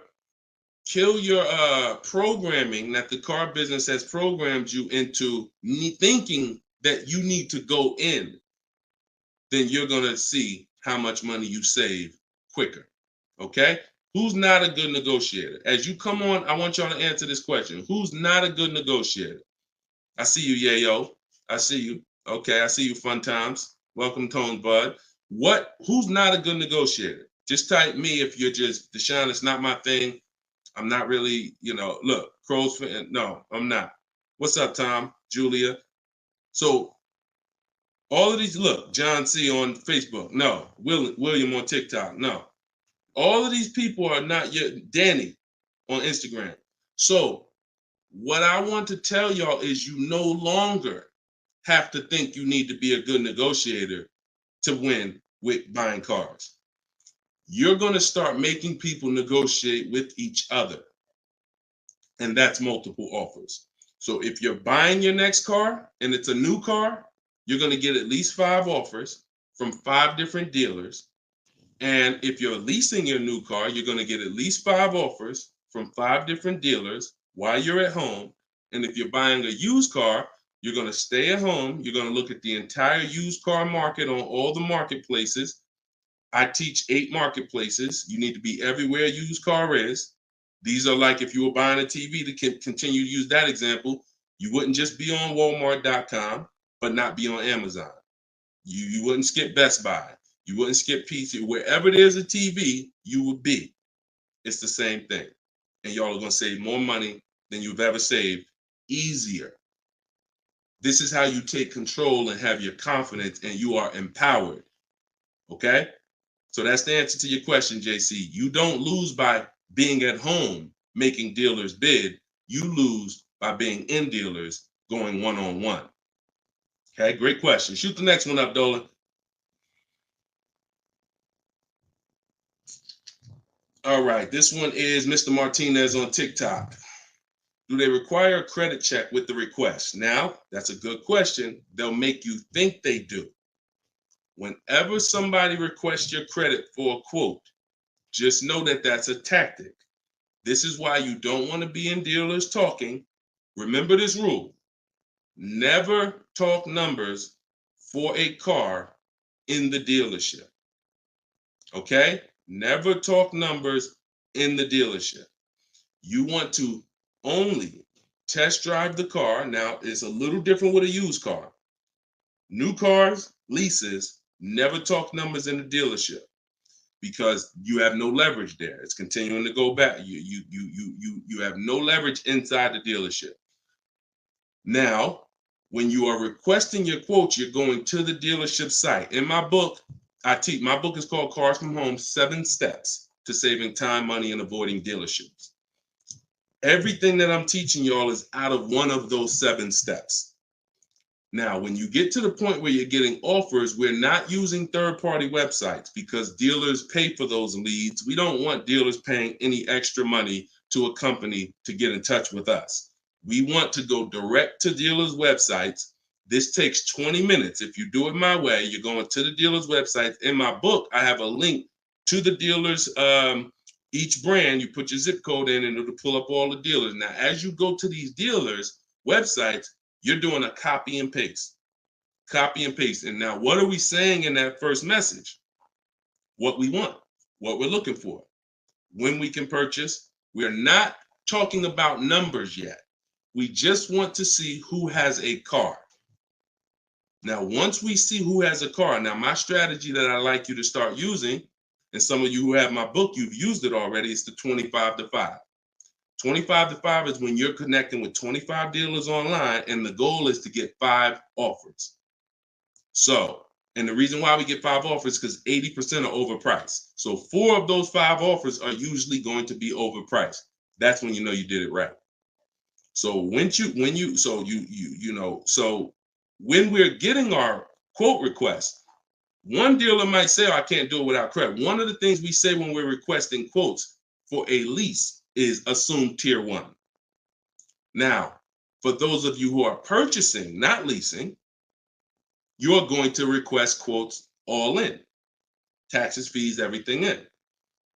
Now, there are people who are going to try to knock you off your game. Some of you know, if you have my book, I have scripts for everything they're going to say, because I used to have to use these templates. You're going to hear stuff like, oh, we need you. When can we get on the phone? Can we just have a quick phone call? My script for that is, I'm going to be handling my whole process from home. I'm only going to be talking to the person who actually makes the best offer.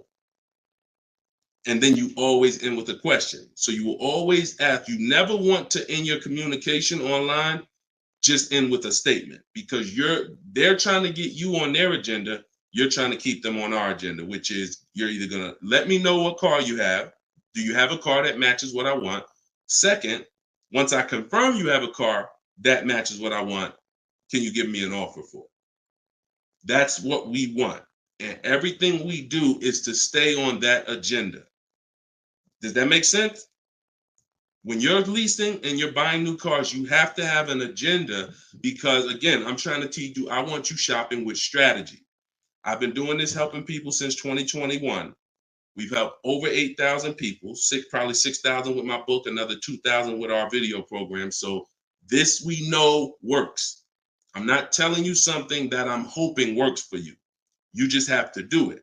But what you're going to have to do is stick to the agenda and realize that my only two purposes is to find out, does a dealer have a car that matches what I want? And can you make me an offer on it? That's it. And now I have scripts in my book that do that. For all of you who just came on, this whole show is sponsored by my new book, Cars from Home. And you can get your copy for 75% off. It's normally $97. It's a digital book, because I need to update it as things change in the market. And if you got a print book, if I printed a book and now I mailed you a book, now you got the book and it works now, but when you go to use it a year from now, some things may change, some websites may change and whatnot. Now you got to buy another book. So this book is a one-time. You get upgrades as I upgrade it, and I probably updated it at least 4 times since I launched it.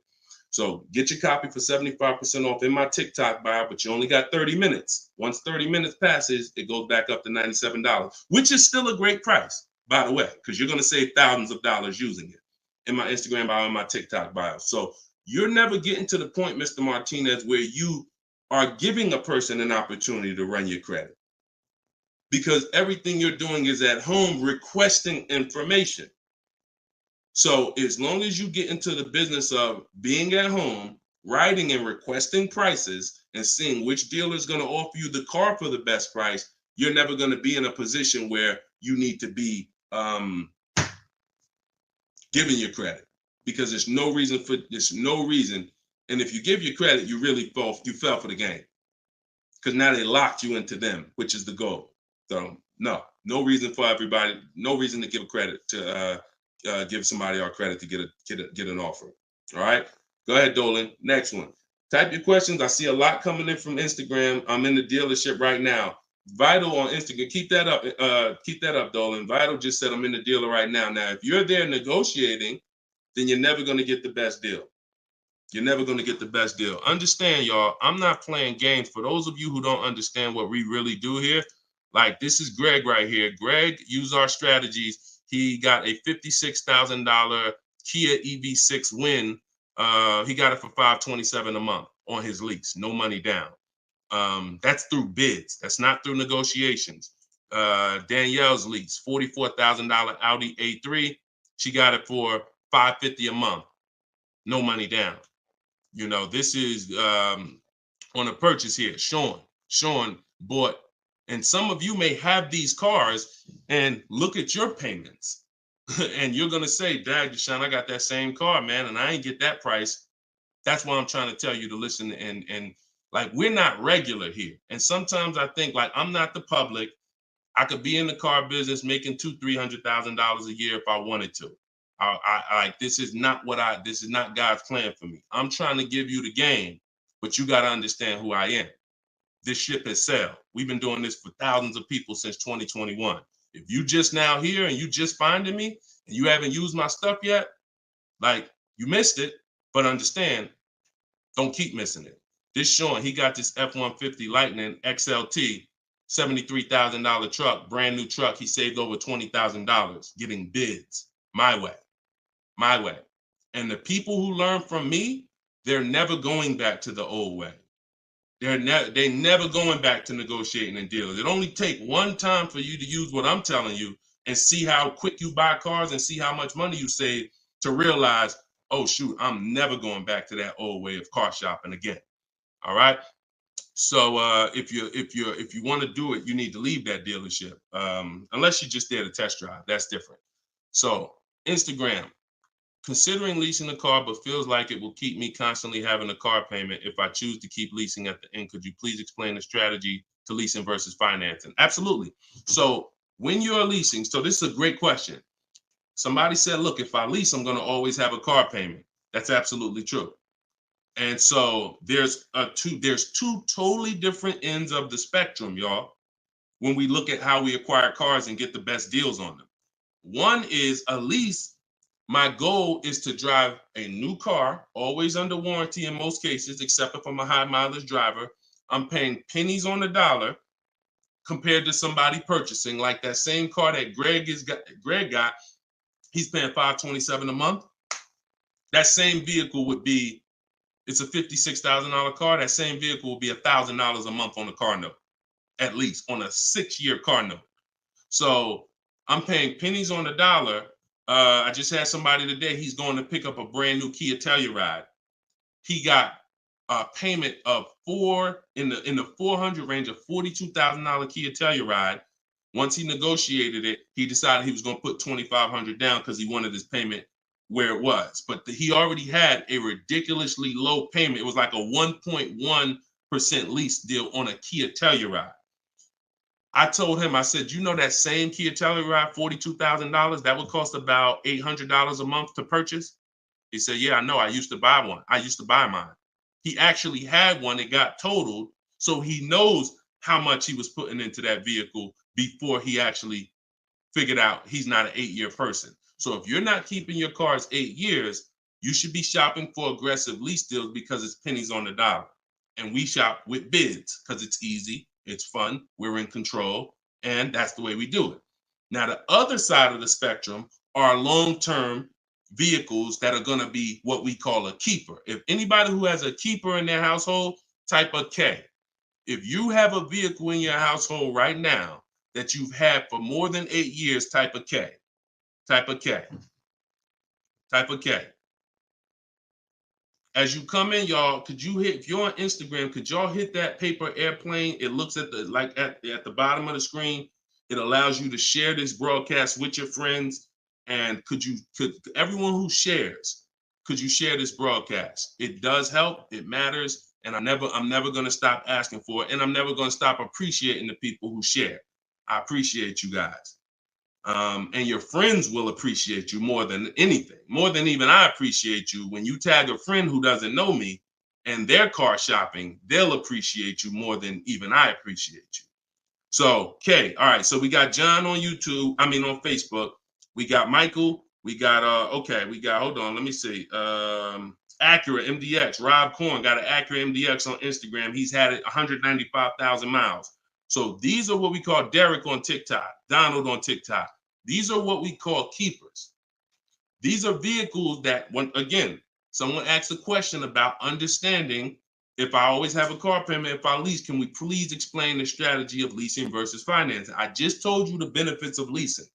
Now, all those benefits come at a price. Now, the other side of the spectrum is the long-term keeper vehicle where now we have outlived depreciation because the unseen expense is the one that's killing you. The unseen expense is depreciation. When you buy your car today for $30,000, tomorrow it's not worth $30,000, right? Tomorrow. You can buy a car today for $30,000 and bring it back to the dealer tomorrow. They're not just giving you your $30,000. You've lost money in one day. That's depreciation. Now you can sit that car outside your house and you can have that car. You don't drive it 1 mile. You never even touched it. And you go out there and a year later, is it worth $30,000? No, right? You never told, but Deshone, I didn't even drive it. But you understand, it's not worth $30,000 anymore. It sat there for a year. Now it's probably worth $24,000. That's depreciation. So some of you have been trained to think, oh, well, I buy my cars because I don't want to pay for the mileage. What I'm trying to get you to understand is when you understand depreciation, you're going to see not only do you pay for the mileage, whether you buy or lease, you pay for the car whether you drive it or not when you buy. Does that make sense? Type clear if y'all are clear so far on this, on these principles. Because it's bad information that's been fed to you for all these years that, oh, you know what? I like to drive as much as I want. Oh, I like to do everything and I don't want to pay for mileage, so I'm going to buy. But what you're seeing now is, oh, shoot. If I drive no miles, my car's worth less.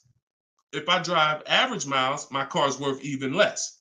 If I drive high miles, my car's worth even less. Depreciation. It's the unseen expense. So now our goal with purchasing the right way and picking whether I'm going to shop for great lease deals or whether I'm going to be a long-term keeper is to avoid where the depreciation loses us the most money. The most money. Look, right here, 3, 4, 5, 6 years, you're losing the most money. This is when you don't want to have bought your car and replaced it, because you're losing thousands and thousands of dollars every year. And now many of you have been taught it's okay to switch cars while you're in here, dropping. But going back to the keepers know, all right, I'm switching cars when my value is like this, my depreciation. So all of you who said out there that you got a car that you've had for 8 years, 10 years, 12 years, now you're gonna, here's what proves to you what I'm saying is true. The keepers, which is why I'm trying to get you guys out of that middle, all you 3, 4, 5 year people, 6 year, 7 year people that do not lease. You don't keep your cars long enough to outlive this depreciation, but you don't lease. You're losing the most money by far, thousands and thousands of dollars every car you buy in resale value, because you flip cars, try to trade them in while you just lost thousands and thousands of dollars. So on the other end, those of you who said, Deshone, I got a keeper outside, if that car today is worth $5,000, a year from now, it's probably going to be worth $4,800. That means you're no longer losing value like this. You're only losing value little by little, and you've outlived the depreciation. So your goal when understanding should I lease or buy is like, Deshone, okay, how do I avoid this? Well, if you're not keeping your car 8 years, you should be shopping for leases. Everyone who told you otherwise was wrong. I'm not going to say they were malicious, but they were incorrect. And unfortunately, I call them confidently incorrect. Dangerous. Dangerous. Being confident and incorrect is dangerous to you and others and everyone who's going to listen to you. So I'm telling you the truth based on numbers that shopping for lease deals is here. If I'm not keeping my cars 8 years, I need to be shopping for great lease deals. If I'm going to keep my car more than 8 years, then I'm going to purchase and I'm going to make sure I get a car that's going to last 8+ years so that I can outlive the depreciation and win with long-term ownership. But I'm not stuck in the middle. Clear? Clear? Everybody clear before we move to the next question? JC said, my man hitting on all cylinders. I appreciate you, man. This is what we do, man. I've been doing this since 2006, man. I'm not new to this. I've been helping people save money on cars and make dealers bid for their business since 2021. And that's what I'm known for. Here in New Jersey, people know when I have my brokerage, Deshone is the person that helps people save money if you listen to him. If you don't listen to me, God bless you. I wish you the best. All right, so for all of you, cue the next question up, y'all. For all of you who just jumped on, this whole show is sponsored by my new book. Everything I teach is out of my new book. It's called Cars from Home, 7 Steps to Saving Time, Money, and Avoiding Dealerships. It's normally $97, but as part of our launch, you can get your copy for 75% off. It's a digital book. It'll be in your inbox in literally 3 minutes. And if you're on TikTok, you won't leave the broadcast, so you don't have to wait until the show is over to click the link in my bio, get your copy, And then you can come back and listen to the rest. Same thing on Instagram. And we got something in the comments for Facebook and YouTube. You guys can click the comment section. Or if you're watching us on television, you can scan the QR code with your phone. All right, let's go, Dolan. Shoot that next one up, brother. Let's keep these questions coming, y'all. Keep typing them. And again, we're live right now, Wednesday. This is our Wednesday 12 p.m. live stream. I want to make sure I keep saying that because we broadcast these shows all day long so that some of you could tell your friends if they missed the live show, they can still see the broadcast. But right now, it's Wednesday, and this is our 12 p.m. live. So ask your questions. This ain't a rebroadcast. JC said, could you please share with us your insights on how to best eliminate dealer add-ons, addendum lists from the deal? Example, windows, etching, low jack, nitro in the tires, Scotch guard, okay. You name it, whatever. I always say this, and I have a video that has done well. It's been seen by several people, and it says we don't negotiate with dealers with fake fees. You can see what I need you to know is 80% of dealers are overpriced.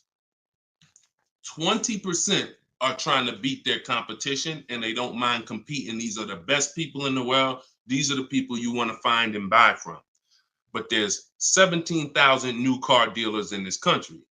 There's 100,000 used car dealers in this country. Somebody tell Isaac on TikTok that we just answered that question. So if there's 17 million new car dealers in this country, 17,000 new car dealers in this country, and 100,000 new car dealers, used car dealers, and 80% are overcharging, then you need a strategy to find the 20%. That's another reason why you cannot walk into a dealer and think you're going to get your best deal, because you don't know. You have a much higher chance of finding an 80% than you do a 20%. Does that make sense? It's more than likely when you walk into a dealer and you request a quote or you request an info, even the dealer that you've been buying from, they're going to say, it's more than likely you're dealing with an 80% dealer just based on the sheer numbers. It's not 50-50. And like I said, I've worked with 8,000 people since 2021. We have the data to show this is not 20% is who you're looking for. That's who we're looking for. So what we do is we need to sort for them. We're not looking to walk in. We're looking to stay at home and sort for them. The 80% are going to do what the 80% do. To answer your question, JC, I'm not interested in getting an 80% dealer to take off their fees because that's not what they do. Thanks, Carter's dad. That's not what they do. They charge fees. People pay fees. People who walk into them and buy the old-fashioned way. Your friends. Some of my friends who don't know me, most of my friends know me though now. So, pretty much everyone that knows me in real life uses what I teach. But some of your friends, pretty much any of your friends that ain't doing what we teach, they're out there walking into dealers. And the 80% are going to do what the 80% do as long as people keep paying it. As long as people, all right, man, well, look, you're going to have to take some of that off. It's made up to begin with. So how do I win if you're taking off $2,000 of fees you made up and then I think I won? How's that a win? So the tactic is the worst kind of people are going to start so high. It's called padding the deal. So when you walk into the dealership, I'm padding the deal if I'm the worst kind of person. If I'm somebody who I bounce from dealer to dealer, I make a lot of money, but my customer service scores are low, but I make a lot of money, so I always have a job. Now what I'm going to do is you're going to sit down, and I'm going to say, all right, which car are you looking for? Which car are you looking for, Diana? All right, Miss Roberts. All right, here's what we're going to do. Okay, so it's going to be working out about $650 a month. All right. Shoot, that seems kind of high. Here's the problem when you're in a dealer. You don't even know if $650 was the right starting point. Maybe the real starting point was supposed to be $550. But I'm going to start you at $650 because I know psychologically you need to think you won. See, pay attention to this. Pay attention to what I'm telling you. Selling you a car, the way the car business has programmed you, it's not about you winning. It's about making you think you won. It's a psychological game that car salespeople are trained heavily for. So when you come in and I tell you it's 650, or when you look at that car and you see it and you're like, the window sticker says 42, but when we sit down and I say, okay, we got this fee and we got that. All right, so asking price is 45,700. And you're like, wait, but the window sticker says 42. But yeah, these are the add-ons that we have. All right, now I'm starting so high that I can take off money to make you think you won, and I still end up winning because I really didn't take off anything. So this is why we don't play the games of back and forth with fake fees. What we do is we sit at home, we get bids, we look at, if we're looking at pre-owned cars, we're looking at the marketplaces, we're narrowing it down because my strategy for shopping for used cars is different than new cars. New cars and leases, we use something called the 25 to 5 strategy. That's when we reach out to 25 dealers to get 5 quotes. Used cars, we use the multiple marketplace strategy where we go to all the used car marketplaces and now we look at what the low price is in the market and we sort it down to our top 3, top 5. And then we take it, we got to make sure there's no fake fees on them because that's a tactic they'll use on used cars. Fake fees, put a price out there. So everything is a screening process. That's what I want you using, a screening process, a sorting process, so that the best deal reveals itself. You don't negotiate for it. But we don't try to turn 80% dealers to 20%. They're never going to be that. Maybe they will if we change the whole industry, and they won't be able to keep their job if they don't change. But for today, 80% dealers are going to do what 80% dealers do. That's not our job. Our job is to find the 20%. Clear? Good question. Great question. Shoot the next one up, Dolan. We're live, y'all. This is Wednesday. This is episode 5 of Car Shopping Questions and Answers. We don't usually do a live show Wednesday. It's usually Monday, Tuesday, Thursday, and Friday at 12 and 3 Eastern time.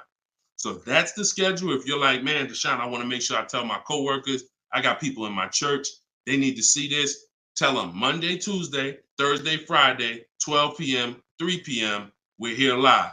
But all day long, we rebroadcast these lives so that even if they miss it, they can watch the show and watch the rebroadcast. Go ahead, Dolan, shoot the next one up. What if your car is damaged and you want to trade it? Okay, great question. And what you'll notice is a lot of people are going to ask the same question you have because many of you are in the same situation. So what if your car is damaged and you want to trade it? It depends on how bad the damage is affecting the value, in my opinion. So let's say you have a vehicle that is barely drivable. You're selling it in its worst condition and it's making, example, let's say you got a BMW, older BMW, the transmission's slipping or the transmission's out. It doesn't drive or it needs an engine. Something where literally the integrity of the car is totally compromised. That car is almost worthless. That car is going to be worth $500, $1,000, depending on the year, the mileage, $1,500. Meanwhile, if you put a used transmission in, this is why I'm an advocate. I preach you should always have a great local mechanic, a great local service shop in town that you use when your car has no warranty left. You must have this if you truly want to win, because these guys are usually 30, 40% of what a dealer is going to charge because they don't have that overhead. So what I'm doing, if I got an older BMW, no transmission, a Nissan, no transmission, I'm going to get a transmission from a salvage yard and get a used transmission, a used engine, pay $2,500, drop that in, and then sell the car like that. And I can tell you that that's what my father did. Like my father bought a GMC Envoy in 2009, maybe 4 years after he bought it in 2013. So it was 4 years old when we got it for him. Then maybe 3 years after that, the engine went. So he got a used engine. He's been driving that car since like 2017 with the used engine, and he's getting ready to sell it, and he'll probably get $4,000 or $5,000 for it on Facebook Marketplace because he's a low mileage driver. So you see how literally he could have went from switching a car when it was in its worst condition taking a loss for it versus investing the right money with the right person, getting the right engine, right transmission, drives it for a couple more years, and then can still pull a couple $1,000 out of it. Y'all clear? Y'all see how? Y'all see how? Type dollar signs if you understand that. That's the win right there. Not taking the loss and saying, all right, let me just get out of this car, it doesn't drive, and just taking the L. Big financial loss. Now, if you don't have major damage, then I wouldn't say fix it. If you're gonna go and you got a couple nicks on the car, then it might cost you $500-600 to get the nicks touched up, but then the value of the vehicle only changes by $500-600. So it was really a wash. You put 500 out, the car's worth 500 more. You want to only repair stuff that when you spend the money, you get double back what you spent. I put 2,500 in, it increased the value of my car by $5,000. And that's typically my opinion and my rules on how I like to operate when it comes to damage. Yes, I'm actually live right now. And why is your name the Auto Advisor? We got the Auto Advisor on TikTok. Go ahead, shoot the next one up, Dolan.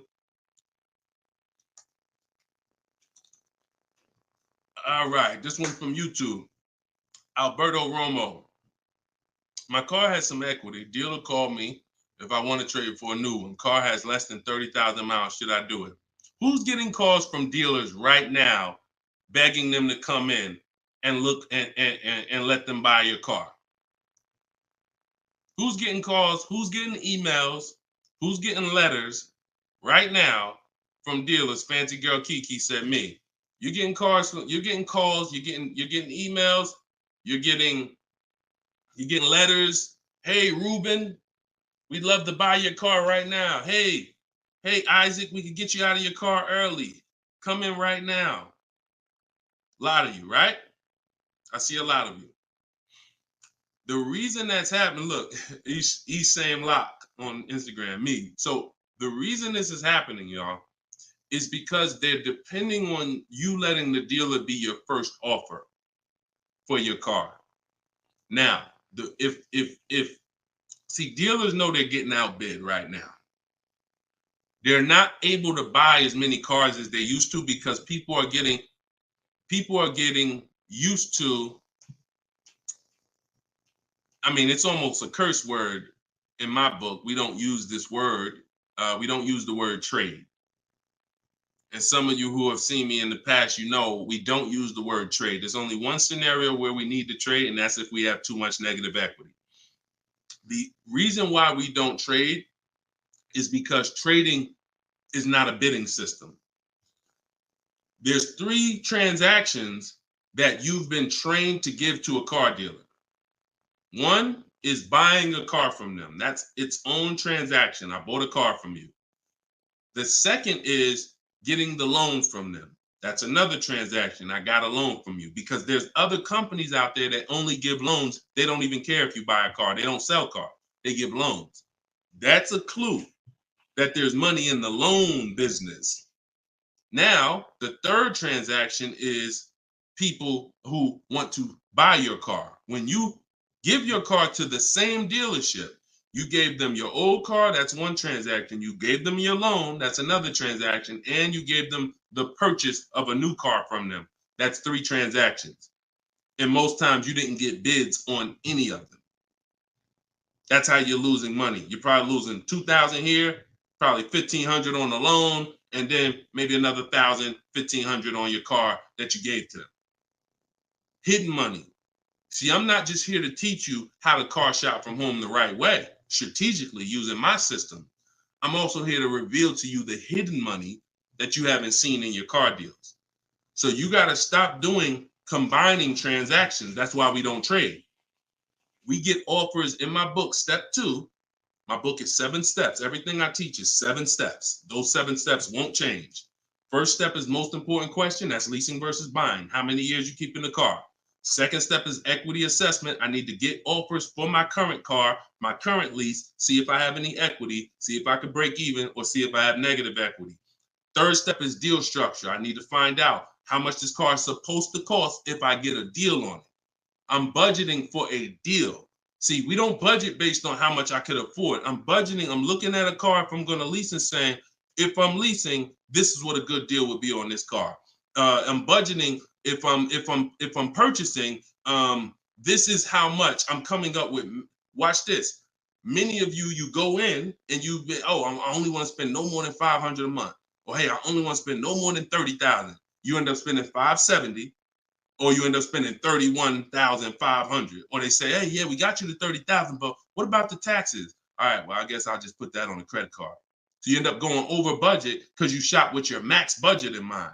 We never shop with our max in mind. We shop with multiple goals below our max so that we always, no matter where we land, we're under our max budget. That's step 3. Step 4, we do something called shopping, not buying. We don't mix the two with my system. Shopping is deciding what you want. Buying is step 5 when we go into the market and we start getting offers on what we want. But when you get to step 5, you're in the market getting offers. Step 6 is paperwork and protection. All that paperwork that you need to know. All right, do I need this product? Warranties, all of that is step 6. And then step 7 is delivery. So everything I'm teaching you falls under one of those 7 steps. And I'm trying to get you to use a system instead of winging it. If you don't wing it, you'll be fine. But step 2, Alberto, is the equity assessment, where you're getting offers to find out what your car is worth. You can give the dealer an opportunity later to beat it, but you need to know. That's why we don't respond to those. Hey, come on in. Let me look at your old car. Let me buy your old car. Hey, come on in. Let me see. You need to call your bank for a payoff, and you need to go to CarMax, Driveway, Carvana, Kelly's Blue Book Instant Cash Offer, AutoNation, Sell My Car, Car Guru, Sell My Car. Take you 20, 25 minutes to do your equity assessment, and you got real cash offers that you'll know if I have equity in my car, and you'll know these people can cut me a check in an hour. And now let me go prepare to shop for my replacement car because these companies already bid on my old car. Type clear if y'all are clear on that. That's the equity assessment. That's my 7-step system. That's why my book is called Cars from Home, 7 Steps to Saving Time, Money, and Avoiding Dealerships. All right. All of you could get a copy. You could get your copy for 75% off. It's normally $97, but as part of our launch, you can get it in my TikTok bio for 30 minutes for 75% off. Once the timer goes back up, once the timer expires, it's back up to $97. So get your copy before the timer runs out. Same thing with Instagram. Go to my Instagram bio. You'll have it 3 minutes and you come back to the show. And if you're on Facebook or YouTube, we got links in the comment section for you. All right. Great question, though. Look, go ahead. Shoot the next one up, Dolan. Oh, it said, this man, bro, spitting gold fire for real. I hope this isn't going over anyone's head. Me too, bro. Listen, me too. Keep that question up. Fancy girl Kiki from TikTok. But me too, bro. Like, I'm sitting here, man, and I pray every day that the Lord help me to look. I want you to even see. I got to unlearn. That's why I represent this brand.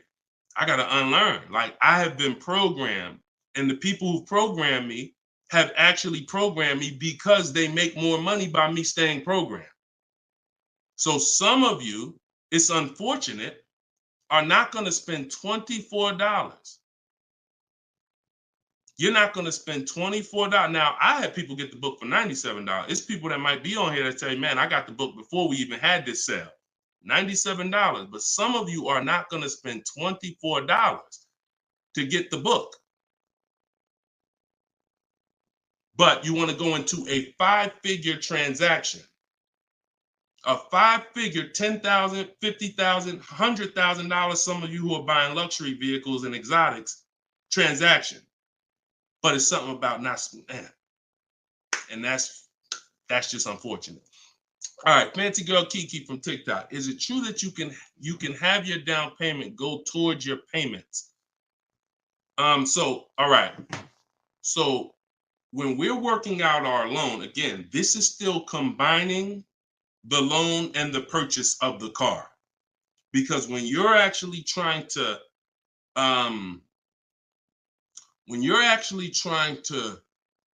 figure out and hope your down payment goes towards the payments and actually goes towards the car versus you basically just giving it to the dealership or maybe losing it to, not going to the car, you're mixing.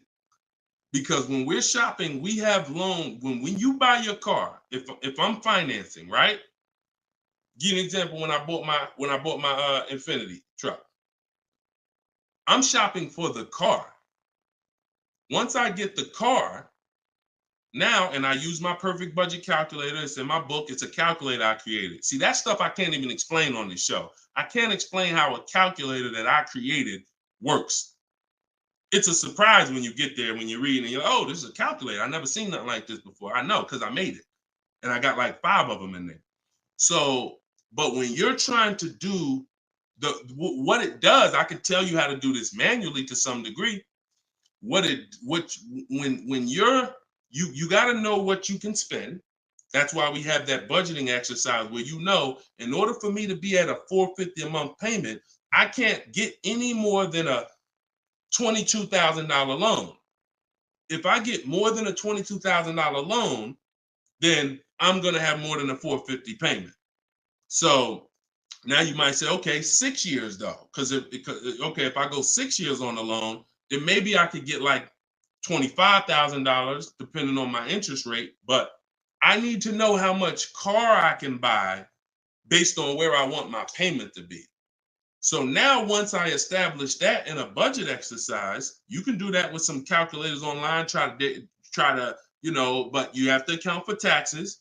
The reason why these calculators don't work well, because they're not going to account for the taxes. They're not going to account for, any down payment you want to put in, and they're not going to account for any equity you may be getting. And then they're not going to give you these goals for, all right, a 5-year loan or a 6-year loan is 2 different prices. $450 a month for 5 years is not the same as $450 a month for 6 years. If I get a car at $450 a month for 5 years, I got a better price on it than if I got it for $450 a month for 6 years. So these are the things that you kind of got to have in your budget so that all right, this is how, because it does me no good to know that I could go and spend $35,000 on a pre-approval. What does that do? How does that equate to what I can actually spend? I don't want to spend $35,000. That's a $700 a month payment. So, but once you establish the budget on how much I can spend, now you go find the car. So I'm shopping for the Infinity, and I'm shopping knowing all of these cars are within my budget. Now, when I actually get the car, now what I'm doing is going and I'm finalizing my loan and having multiple dealers, multiple banks and credit unions give me offers for my loan. Everyone can run my credit with a hard pull because I'm within the rate window where it's not going to affect my credit negatively. It's only going to weigh as one hard pull. I know you have heard, oh, don't let all these people run your credit.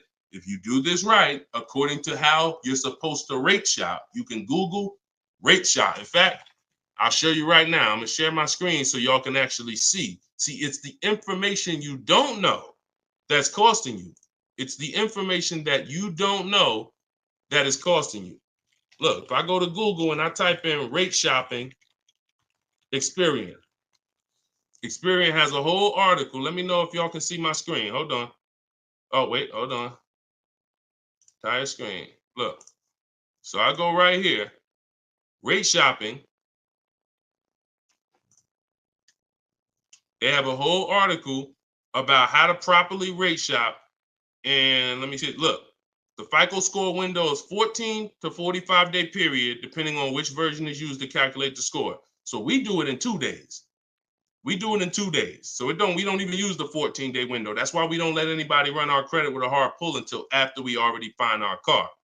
So now you come in and you are I'm letting all these people run my credit to get their offers for my loan, their offers for my interest. And then what I'm doing is whoever makes the best deal there, I'm calling the dealer and I'm giving the dealer an opportunity to beat it. Because the dealer has another 7, 8, 10 banks that they might, let me see if I can beat that because I like to earn the business. And that's what I call the bank bidding war blueprint. So I'm putting that when you get my book, you actually get the bank bidding war blueprint because I haven't combined it with my book yet. It's going to take me probably about 30 days to combine it into my book. So I just send the book and I send the bank bidding war blueprint. That strategy right there is called the bank bidding war. So we're not worried about if our down payment's going to go to the car, because our loan is always worked out with the bank, not with the dealership. Okay? Separate these things. When you start separating these things like I want you to, you're going to see I can't get into the same trouble I used to get into. Okay? Go ahead, shoot the next one up, Dolan. Great question. Are you even actively selling cars, or are you just selling books now? No, we're all in the education business. I haven't sold cars since 2020. TikTok, what's the best way to approach a used dealership? From home. All the marketplaces. So you don't want to, if you're shopping for a used car, you cannot afford to miss a place where a used car is. What does that mean? Car Gurus, Auto Trader, Carfax.com, CarMax.com, Carvana, Driveway, eBay Motors. There's 8 marketplaces that we use. Vroom used to be on there, but Vroom's out of business now. So, and we don't use, people will say, why don't you use Auto Tempest because it pulls inventory from all of it. We don't use a third-party site, because what it's doing is pulling, it's not going to pull all the inventory, because no one's going to give this third-party site permission to just pull all their inventory, and now people start going to the third-party site instead of coming to them. So we just go direct to the marketplaces. And then the first thing we're doing, once we know our budget and what we can spend, we're going and we're looking for our car. But we are not going, the first thing you need to do if you want to get, y'all know, like, what I'm famous for is teaching people how to get below market deals from home. Below market deals. When you're getting below market deals, you have to realize there's 2 other categories of most people paying. Some of you have been paying market value. Some of you have been paying above market value. So below market value means there's 2 categories that we want to buy below what they're paying. Okay? So we got to have that in our mind. Below market. Like when you look at Eddie. Look at Eddie. This is 2023. This was last year. Still coming out of low inventory. He got a 2023 Camry hybrid. And the hybrids last year, they were on fire. On fire. Like, so they were still charging $2,000, $3,000 over sticker price for the, he got $2,086 under MSRP getting bids. That was his lowest bid. Okay? He said I had a 1-week window. So those of you who are like, Deshone, I need a car in a week. When you get bids, it ain't nothing. He said I actually completed the process in 4 days. So below market deals where people are paying sticker price and they think they won. You know what? Hey, you know what? The best deal is, at least I didn't get a markup, sticker price. Now, let's get back to approaching the used cars. When we open up when we get in used cars. Oh, wait a minute, yo, banana Thad, you funny, man. So when we get in used cars, so our goal, before we could get a below market used deal, we have to know what the market prices are.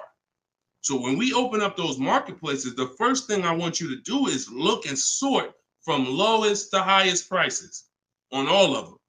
Lowest to highest prices. Well, the first thing we actually do is start an account. You want an account because we want to get alerts of all new inventory. So we start an account on all the marketplaces that we can start an account on. Now we're going to look and sort from lowest to highest, and we're going to look and see what the low side of the market is. Low side of the market, low side of the market. Now I might say, okay, the low side of the market is about 22, 23. If you're doing it right, you're always going to have prices that are $3,000, $4,000, $5,000, $6,000 more. If you don't see that type of spread, you're not doing it right. So now we know this is the low side of the market. Now here's what comes with the low side of the market. Bad Carfaxes, frame damage, salvage titles, sketchy history, Damaged cars, that's good. That's what comes with it. What we're looking to do is see where those cars are priced at, and we're looking to be right above them. And from there, we have a particular system of how we're going to sort based on title history, service records, extremely important. We will not buy a used car without great service records. Then we go to accident history. There's a couple different types of accidents: serious accidents, airbag deployed, vehicle towed. All of this is serious accident. I appreciate you, JCAA. Shout out to the sharers on TikTok. Now we go to, then we need to verify there's no bogus fees, because that's a narrowing down. Now that'll narrow us down to like a top 3, top 5, top 7. But some of those vehicles are going to have bogus fees, guaranteed, guaranteed. And this is not always happening day one. That's why I don't want you waiting until you need a car to go shop. I want you in the market early, a month, 2 months, 3 months before you need a car, so that you can watch the market. And when you can watch the market, you have much more leverage. You have much more flexibility. You can say no. You can see where the price trends are, and you can get alerts. Many times, it's the alerts of the new cars that's going to be the car you take down. Because once you know the low side of the market, now you're getting alerts. Every new car that hits the market, boom, soon as it hits, I can look and see, oh, that's priced on the low side. Now I look, oh, shoot, frame damage. Oh, shoot, salvage title. Oh, shoot, whatever. And eventually one pops up and you're like, oh, good Carfax. Oh, good title history. Boom. And now we're preparing to get ready to take that car off the market. We can't test drive used cars until we're ready to buy them, though. That's the only reason we can't do 100% of our used car deals from home, ever. New car deals, we've had people throughout, use my book, in my course, 100%. Dealer delivers the car. That can happen. New cars and leases, 100%. Used cars, we can't. You must go to the dealer. You must see the car. You must drive it. And then that's when you're taking that deal across the finish line right then and there. Okay? That's a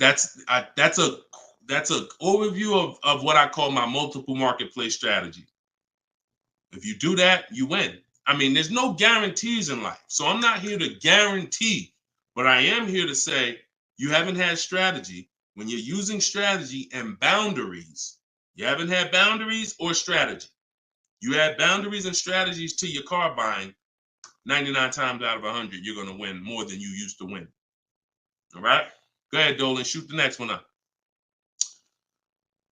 Does your book teach how to sell and grow? I don't really know what that means. Sell and grow.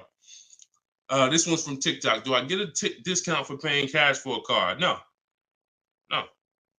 I know a lot of people told you. Who was thought you get a deal for paying cash?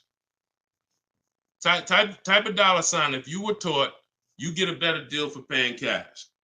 I got the book, the cheat sheets, awesome. Service connected. Don't use the cheat sheet. If you got the book, scrap the cheat sheets. The book is the nuts and bolts. The cheat sheets is an overview. I see you though. Use it. Win. So, all right. So you got Gina VL. You got I don't want to butcher your name, so I'm not even going to try. I see you on TikTok, though. I see Cozy Boy Nesto on Instagram. Okay, Monty. So my question was, who was taught you get a better deal by paying cash? All right. Now, I said type a dollar sign if you've ever heard this. Now, I don't want you operating with bad information.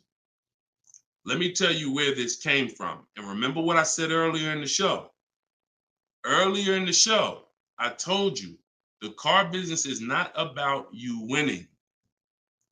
If you win, great, but it's about making you think you won.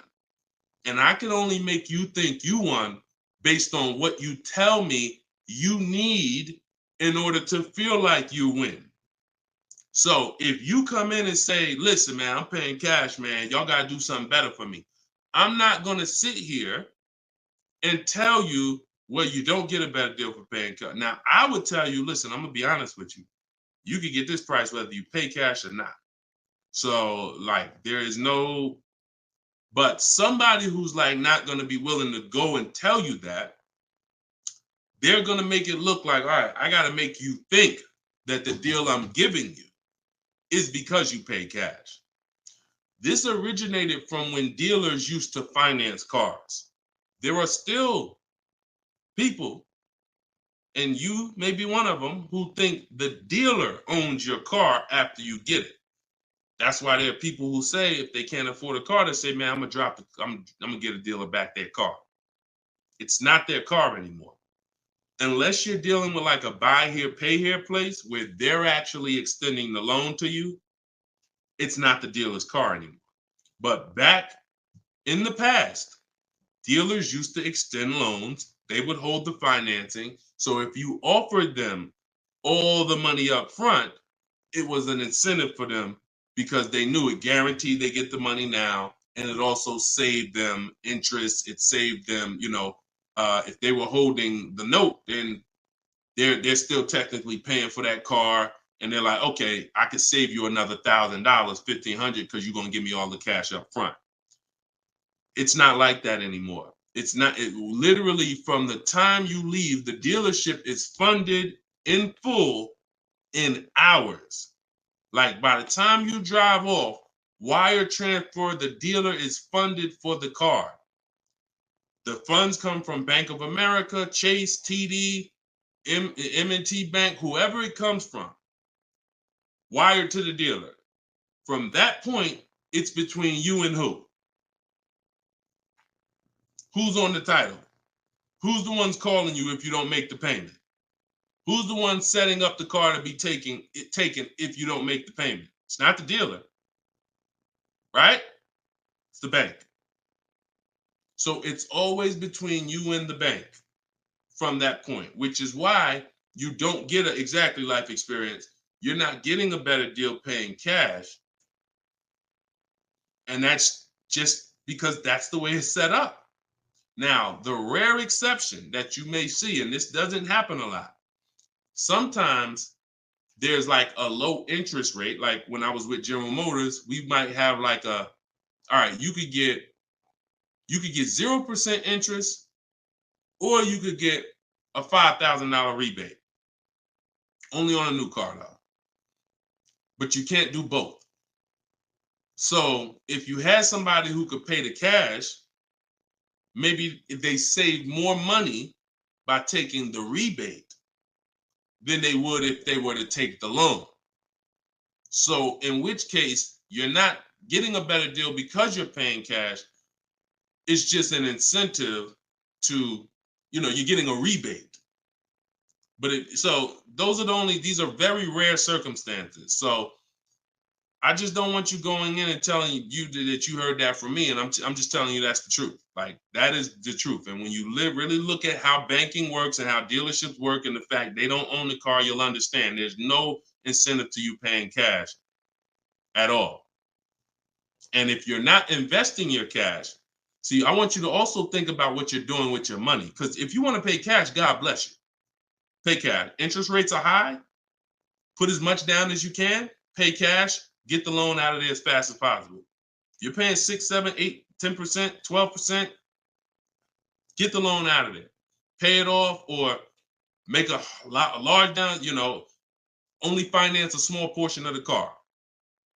But if the rates are low, which at some point we do believe rates will be low again, or I always tell people in the bank bidding war, you got to check, see if there's any special interest rates. There might be 0%, might be 1%, 2%.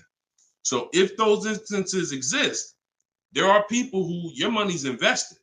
You're getting 8% on your money. You're getting 6%. You're getting 10%. You're in real estate. You're getting 15%.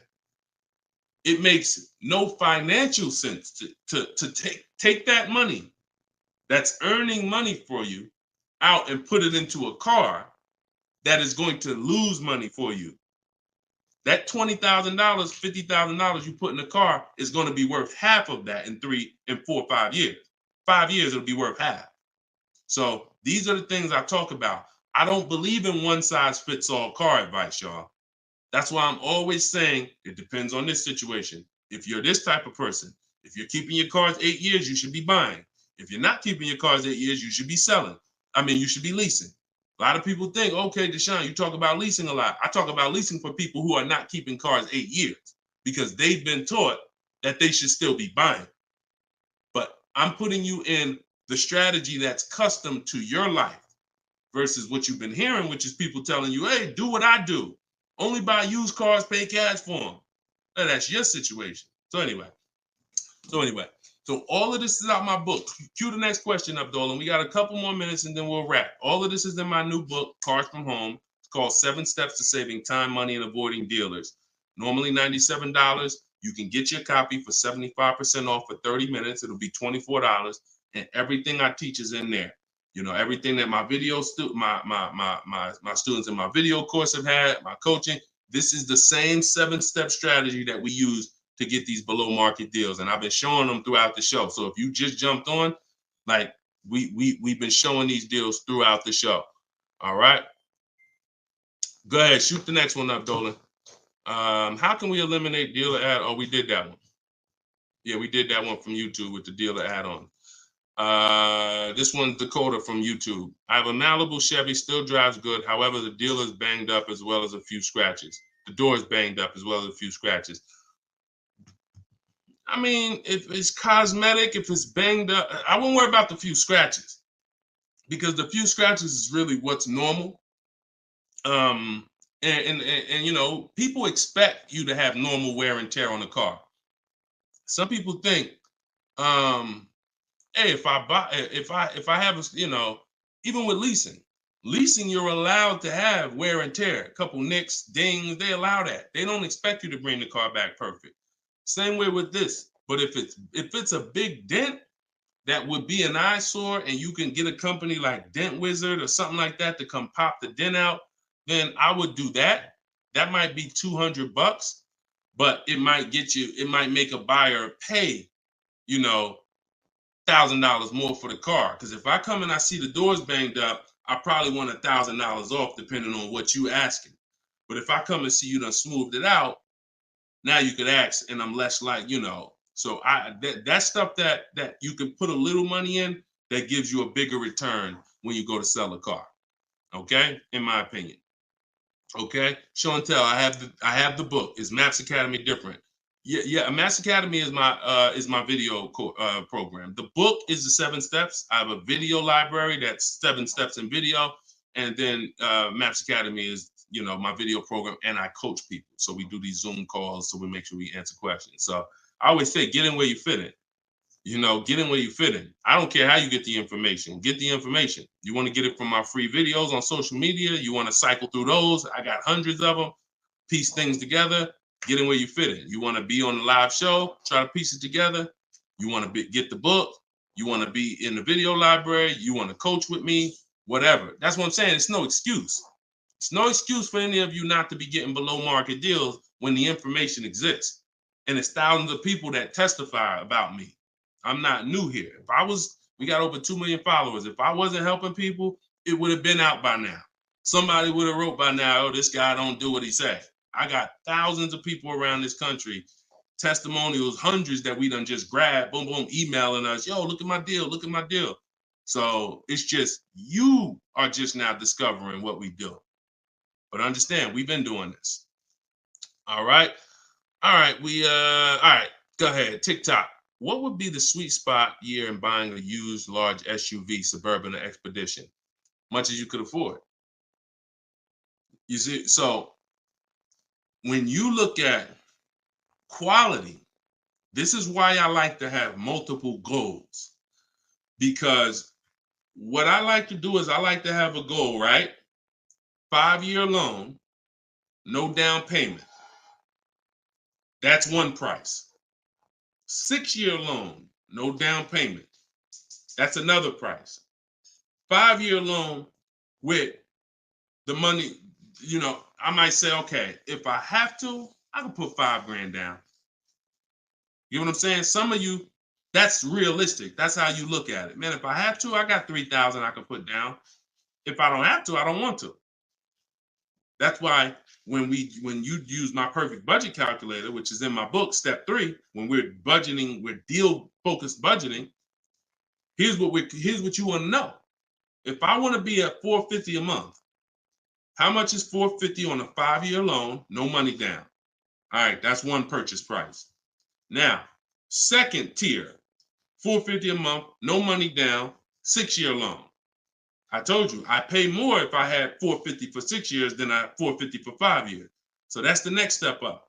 Then I say, okay, 5-year loan using my down payment money. And then my max budget would be 6-year loan using my down payment money. But understand, I'm still under my max budget. I don't care if I have to go, and then we have another step where some of you have an old car. You have an older car, you're going to be selling it. You got 3,000 equity, you got 5,000 equity. That's also in there. So then it'll be no down payment, no equity. No down payment, no equity, 6 years. Down payment, no equity. Down payment and equity. See, all of this is below my max budget. Once I do a 6-year loan, my down payment and my equity, I'm not mad because I'm still under my max. Now, if I go above that now, if I wanted to do 5 and now I'm doing 6, or if I want to do $450 a month and I'm doing $480, now I've gone above my max budget. So my system for purchasing, we use this for new cars, used cars. Anybody who's getting a loan, this is what we do. This is in my book. My calculator generates those 6 goals for you. So when we say sweet spot, my first target is that first goal. That's my first target. When I went shopping for my Infiniti, I was looking for a car under that first price. Couldn't find it. Jumped up to the next tier. Couldn't find it. Jumped up to the next tier. And it was my 4th goal is where I found this one at. But I still had like $4,000 or $5,000 more that would have kept me below my max budget. So that's how you want to do it. Shorter loans, no down payment. Longer loan that I'll take is 6 years. I never recommend anything longer than 6 years. And then we start adding those resources that we have to it. And then once we tap out at the top, that's our max budget. 6-year loan, the most down payment money. And then if I have any equity from my car, I'm putting that all into the deal. And then as long as I find a car in any of those, and that's usually like a $10,000 to $15,000 spread, depending on, how much resources you got. That's a couple $1,000s right there. So that gives you the room to bump yourself up without letting a car dealer bump you up over your budget. All right? That's why it's called the perfect budget calculator. And I invented it. All right? Praise the Lord. Listen, I appreciate y'all. We've been on for about 1 hour and 15 minutes. We do these shows live Monday, Tuesday, Thursday, and Friday. Wasn't going to do one today, but you know what? I said, it's Wednesday. Let's jump on. Let's do a live. Let's get some questions. Let's get as many as we can. But this is what we do, y'all. You could tell your friends 12 o'clock and 3 o'clock, Monday, Tuesday, Thursday, Friday. You can meet me live on any of my platforms, Facebook, TikTok, Instagram, or YouTube. And we'll be doing this live Q&A to make sure you guys get what you need to save money and get below market car deals. That is the goal. So for those of you who like Deshone, I appreciate the show, but I want everything in one spot, man. I don't want to even have to come back to this show anymore. That's all in my new book, Car Shopping. It's called Cars from Home, 7 Steps to Saving Time, Money, and Avoiding Dealerships. You can get it for 75% off in my TikTok bio. It'll be in your inbox, and everyone who gets a car, who gets a book, right when you purchase, I give you a support email. So on that last page, you'll see a support email. If for some reason I don't give the support email out to the public because people just be emailing me with questions and all that, I don't do DMs. I don't do none of that because we got too many people to be doing DMs and all of that. Once you purchase this book, you get a support email. If for any reason your book doesn't arrive in 5-10 minutes, check your spam, check your junk folder. But if it's not there, then email us at support and we'll make sure we get you a copy right to you. All right. So use this information, get your book for 75% off. You won't pay the full $97 in my TikTok bio, in my Instagram bio, or in the comment section on YouTube or Facebook. We got a link in the comments for you, or you can scan the QR code. But that's what we do, y'all. Below market deals. That's the goal. Keep unlearning, keep relearning. I appreciate you. All right. See y'all on the next live.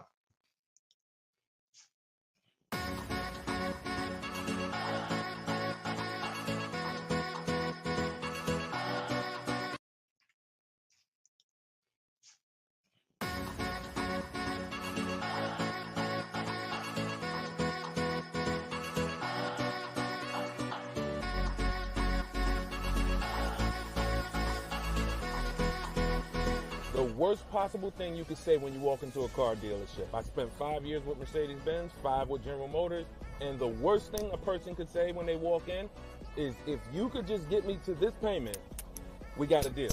So your loan's probably still like 19, which means you got to pay to get out. You're upside down. It's called negative equity.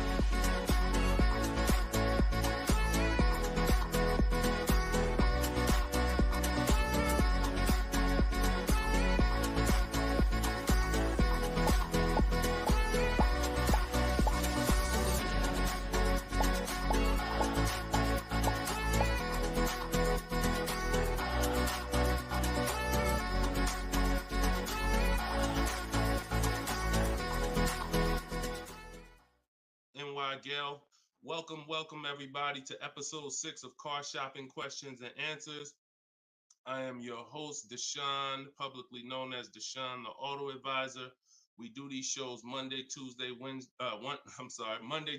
Thursday, and Friday live at 12 p.m. Eastern Time and 3 p.m. Eastern Time. So I know some of you may see our live rebroadcast. That's for you to tell your friends about. That's when you can't make the show, you catch the rebroadcast. But those are the times that we're live. If you don't know me, I'm the author of the digital book Cars from Home, 7 Steps to Saving Time, Money, and Avoiding Dealers, currently rated 4.94 on Goodreads.com. So thank you to everyone who has reviewed the book, the digital book. All of you can get the copy for 75% off during the show for the next 30 minutes. You'll see when you click the link in my TikTok bio, there is a link, there's a button for you to get 75% off. So you won't pay the normal $97 price. Same thing with Instagram.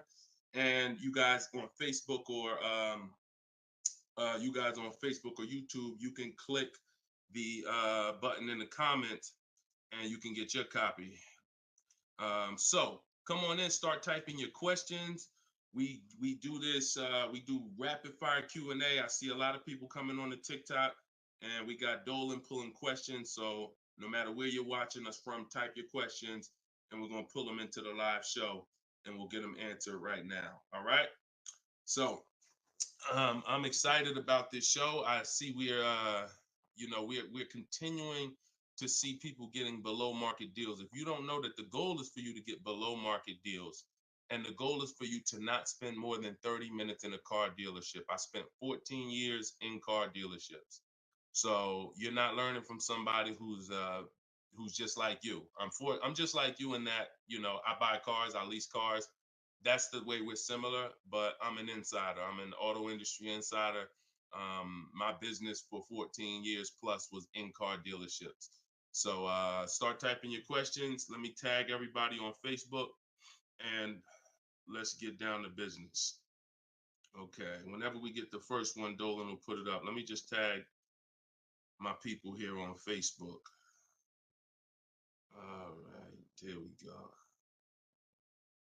Okay, what's up, Skinner? Good to see you. What's up, Angel? What's up, Jill, man? Good to see you. Yep, what's up, Jason? Great to see you. All right. Brother said he's been doing it. Oh, what's up, Auto Advisor? Good to see you. Absolutely. All right, y'all got to type fast. I know you probably, and try not to make your questions long. Try to get all your question in one shot, but try not to make it too long where it can't fit in. All right, this one's from TikTok. Isaac from TikTok said, best current APR rate for tier A1 credit. So the best APR is always going to come through getting bids. Now I know this is new. This is new to most of you. But getting bids is how you're going to get your best and guarantee your best car deal, your best loan. So I'm going to lay out this process we call the bank bidding war. And if you follow this step, you'll be able to have 10, 15, 20 banks and credit unions bidding for your loan. And then you'll be able to pick the best one. And the way you do this is extremely important, because if you do this right, then it's only going to have the same effect on your credit score as one hard inquiry. So think about what we're saying. We're going to allow multiple people to access our credit with hard inquiries, but at the end of this period, after we get our card, the weight on our score, the effect on our credit score is going to be one hard inquiry. So the first thing, there's 3 rounds in the bank bidding war. The first round is to always check and see if there's any special interest rates or special promotional rates that are being advertised for the car you're looking for. So let's just say you're shopping for a, Kia Telluride. You're gonna now check and see, is there any special interest rates? 0%, 0.99%, 1.99%. All of these rates are like a finance rebate. That means there's no bank or credit union that's gonna beat them. So this is the first round. So if we do get a special interest rate there's no reason for us to even shop for interest rates other than that. Because again, no bank, no credit union is beating 1.99, even 2.99. Now, here's what you have to check when we do that. How long is that loan? Because some people might give you 1.99, but it's only for 36 months. And some of us are not going to take a loan for 36 months because the payment's going to be too high. You might need a 5-year loan or a 6-year loan. So we're not just looking for if there's a special interest rate, we're looking for what is the term. Shout out to everybody coming in. This is our Thursday, April 18th, episode 5, live car Q&A. So we're actually live right now. This isn't a rebroadcast, so you can come on in and start typing your questions. And we're talking thousands over here, not hundreds. Okay, so that's round 1 of the bank bidding war. Now, let's just say we do that and there's no special interest rates. Now we're moving on to round 2. But round 2 comes after we find our car. So once you find your car, no one has touched your credit with a hard inquiry yet. Pay attention. You have not heard me say at any time hard credit pull at all. When you're shopping for your cars, no hard credit pull. Nobody's running our credit while we're shopping. Once we find our best deal, once we find a dealer that's going to sell us the new car for the lowest price, we lock up that car, usually with a deposit, reserve it. And now what we're doing is we're telling the dealership, I'm going to take this buyer's order. You're going to get a buyer's order. You're going to come home. And now you're going to now the second round of the bank bidding war is about to start. You're going to come home. You're going to call your bank if you have one, or your credit union. This is when you're going to let them access your credit. Because if you've ever tried to actually get a bank to tell you what the interest rate would be, like a pre-approval, many of them, and if you've experienced this, I want you to type a 1, many of them will say you need to have a car first, right? If you've experienced that type of 1, you call your bank, hey, I'm trying to get a pre-approval. They're like, okay, well, we need the information on the car. And you're like, well, I'm trying to get the pre-approval so I can go get the car. So that's why we don't follow that process of getting a pre-approval beforehand. Look, Marinette, you've experienced it on Facebook. So when we look at having the buyer's order for the car that we reserved, you have everything you need now. You have everything the bank could want. And you're now going to call your bank, or if hopefully your bank and credit union has a website, you could do this all online. And you're going to get as many approvals, offers as you possibly can.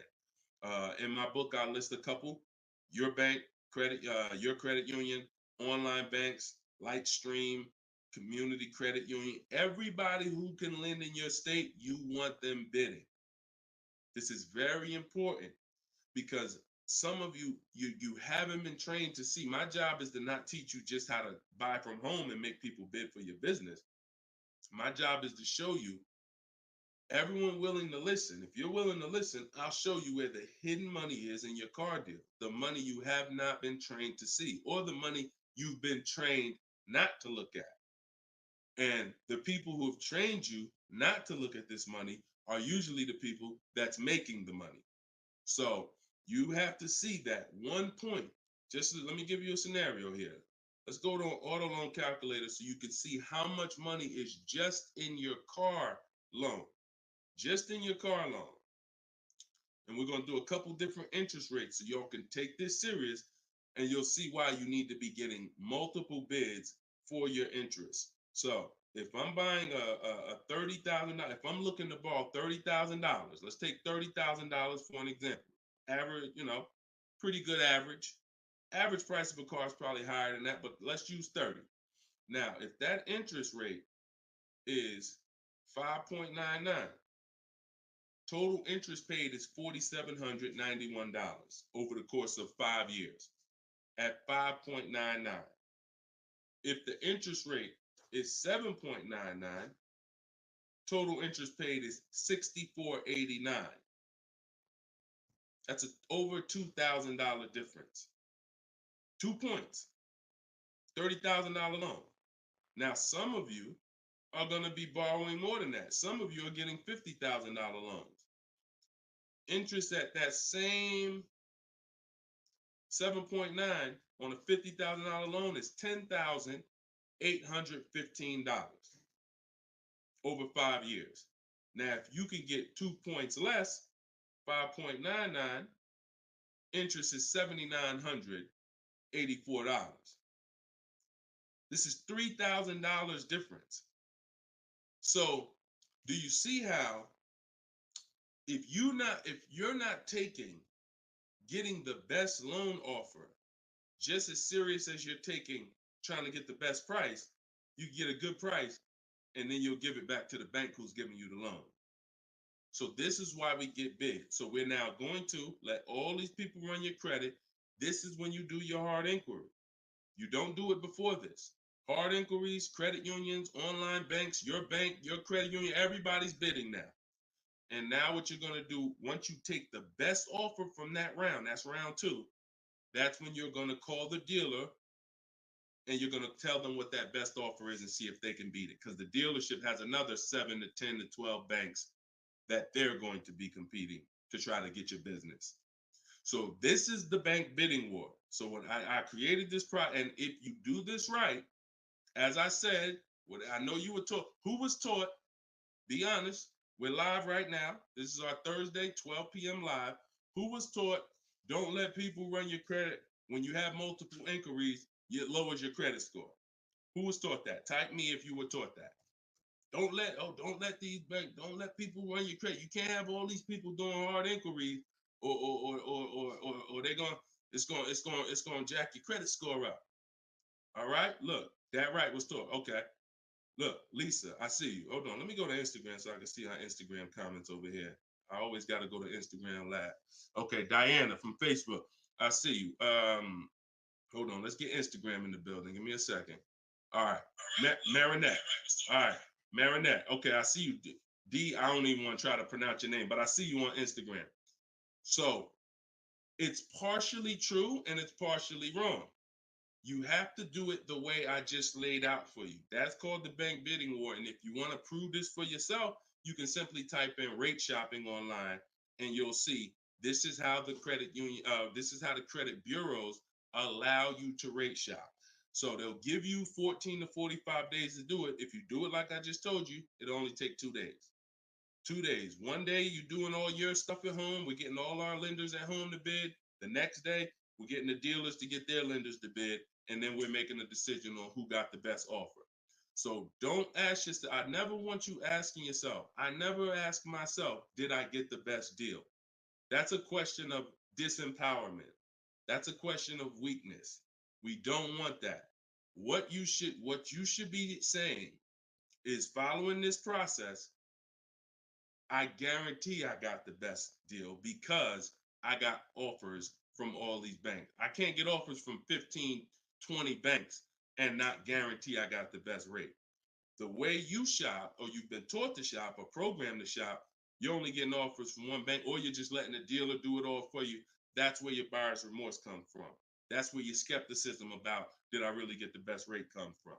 So we won't know what the best rate is until we get all the bids. And that's how we do it. So everything that I'm teaching y'all is part of what's in my book, rated 4.9 on Goodreads. It's called Cars from Home, 7 Steps to Saving Time, Money, and Avoiding Dealers. You could keep typing your questions because Dolan's going to pull the next question in. You can put it up on the screen now, Dolan. Put the next question up. But all of you can get your copy for 75% off as long as you get to my website before the 30 minutes expires. This is a welcome offer. Normal price of the book is $97, and it's worth every penny. It's worth actually thousands. But special welcome offer, you get it for 75% off in my TikTok bio, in my Instagram bio, or in the comment section on YouTube or Facebook. Okay, this is Monty from YouTube. She said, my mother's looking to start a new lease soon, but she only drives 5,000 a year. What's the best option? Low mileage lease if she's not keeping the car. So if she's not keeping the car, Monty, watch this. I run this scenario a lot, and I want y'all to, because some of you, you were taught never to lease. If you stick around this channel long enough, you'll see probably within minutes that that's some of the worst advice that you've ever listened to.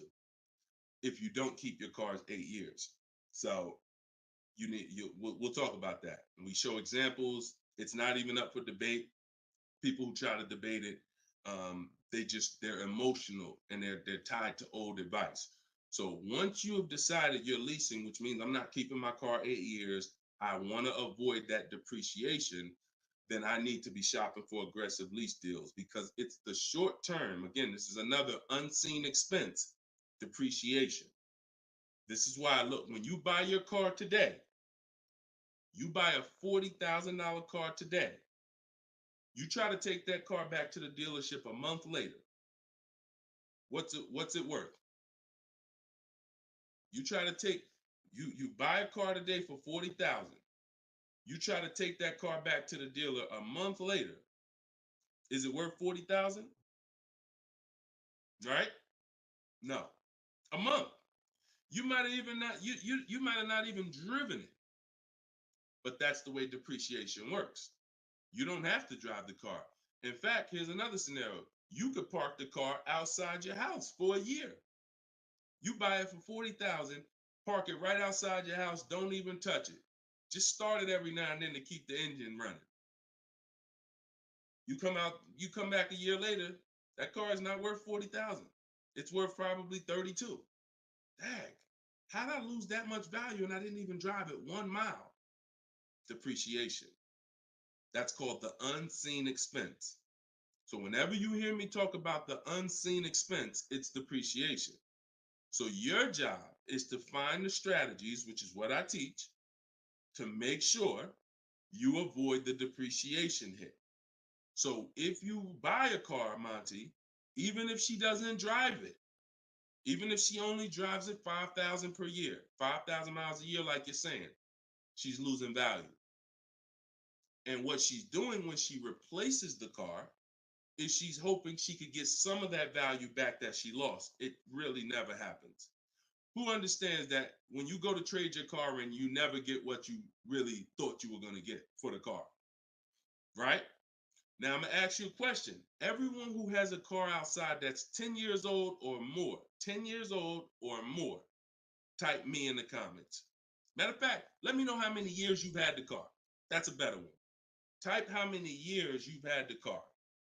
And for those of you who just came to the show, this is our Thursday, 12 p.m. live show. We're actually live right now. This isn't a rebroadcast, although we do rebroadcast these shows throughout the day, all day, so that you can actually catch up, watch the replay.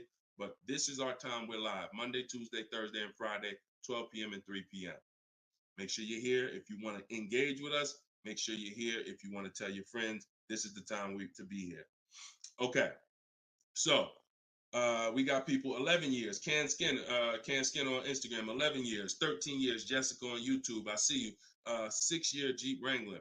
Well, I wanted to hear from people who are longer. 2018 Sakia. So, all right, 15 Tahoe. Okay, I'm talking about the people who've had a car 10 years or more.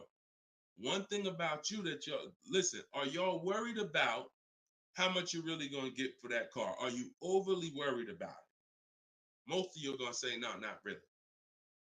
It's worth a couple thousand, but you've used most of the value.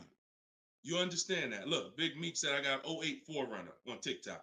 So we understand when you have kept your car long term, I'm not concerned with resale value much because my whole goal with having this car was to use up most of the value. So that's what you do if you're a buyer. If you're not going to get to this level, This is what I'm telling you, that you are now losing because the depreciation of your car is the highest in the first 5-6 years. So in order for you to win, you have to keep that car, what I call the 8-year rule. 8 years, that's when the depreciation starts to level out, where you're not losing value like this. And so regardless of how much you're driving, that's not the key. That's not the key. Monty's mom is driving 5,000 miles a year. Who's a high mileage driver driving more than 18,000 miles a year? Type HM. I want you to know, I want to cover all the bases for this question here. Oh, what doesn't matter whether you're a high mileage driver, low mileage driver, it has nothing to do with how much you drive, because that's not what's killing you. It's the depreciation based on the time you have owned the vehicle.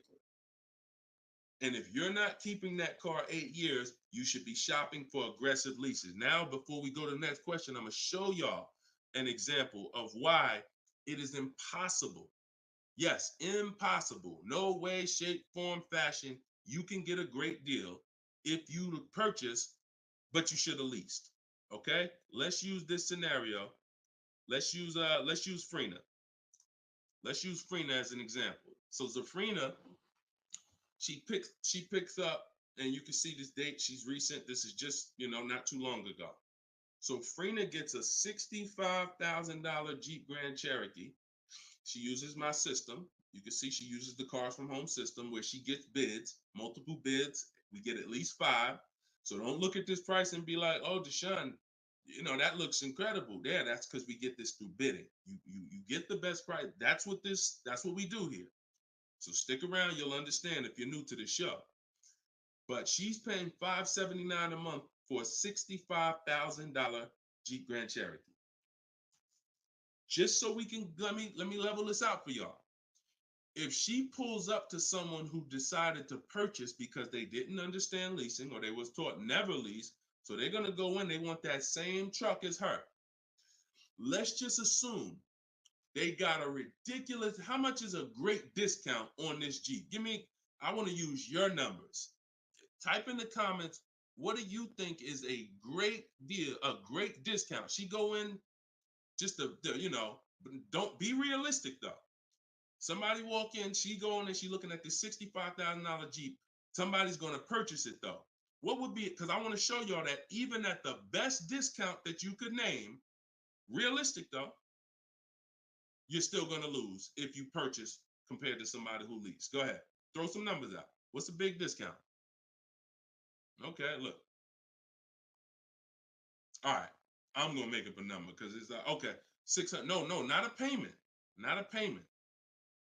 I'm talking about, okay, Aux the Pro said 20%.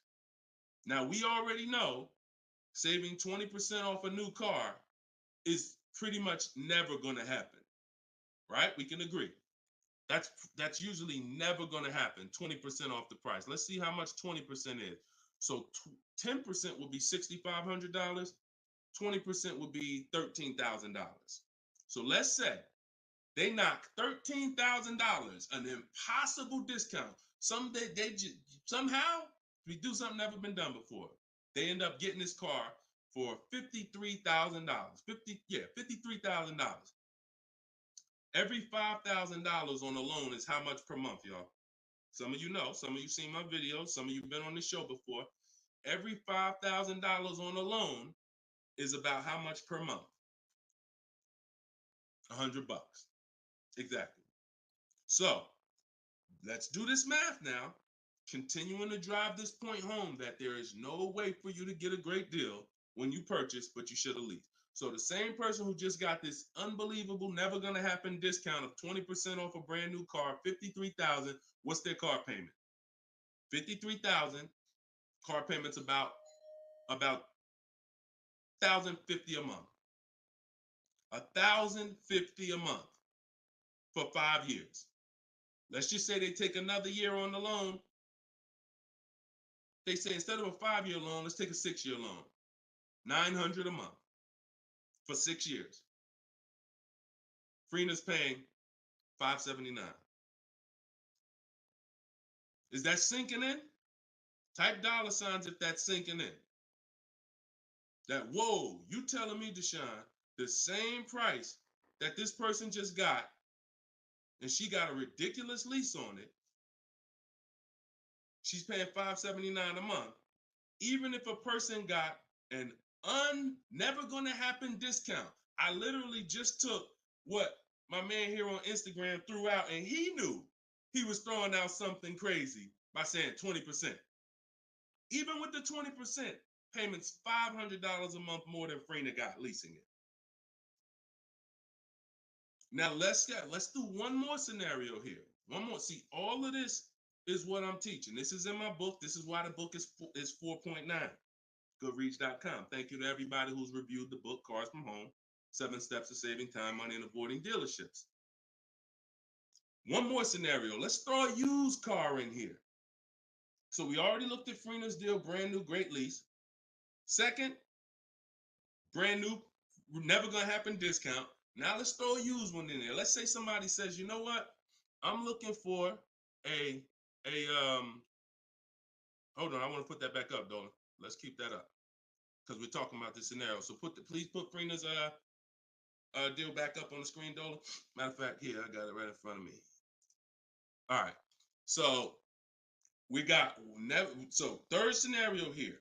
Somebody now is saying, all right, I'm gonna find that truck used though. So instead of 65, good price on a used one. Let's say we find one that's like 40% off, 3 years old. Again, I'm using extremes to show y'all. So some of you are like, Deshone, if you're using extremes and it's this different, dang, I've been overpaying by not understanding leasing. Yep. I wish I had Dave Ramsey here. I wish we could get Dave Ramsey on the show. You know, I wish he was in the audience. I wish him, because unfortunately, look, shout out to Dave. I know he has the right heart, the right intentions, but he has the wrong information. He's what I call confidently incorrect. That means dangerous. You're dangerous. When you're confident and incorrect, you're dangerous to yourself and others. So now, used car, somebody gets this car, they knock 40% off the price, and they get one for like $40,000, $65,000 truck. I got one 3 years old. I paid $40 for it. Every $5,000 we just said is about $100 a month. 40 payments, $800.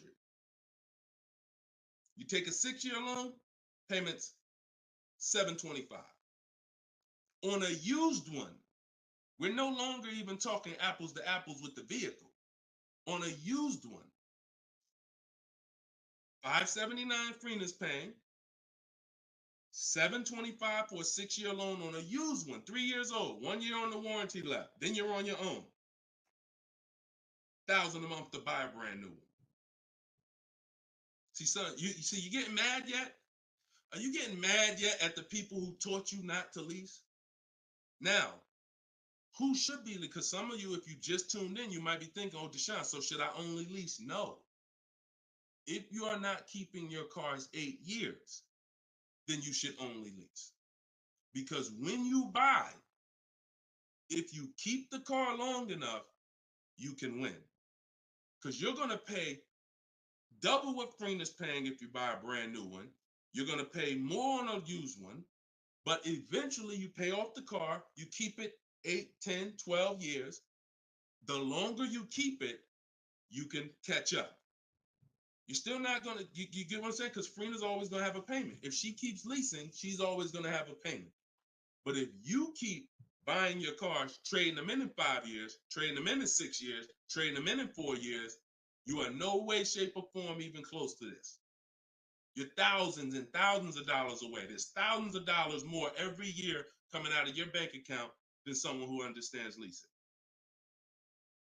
Yeah. Tell your parents, tell your cousins, tell your brothers, tell your spouse. This is what I've been ranting about for years, trying to get you to understand. That's why I say there's no way to get a great deal if you don't understand. If your deal's on the wrong foundation, no way to get a great deal. It's impossible, no matter how much you save on the car. Okay? So yeah, we go deep on that today. Good. I'm happy we got a chance to go deep.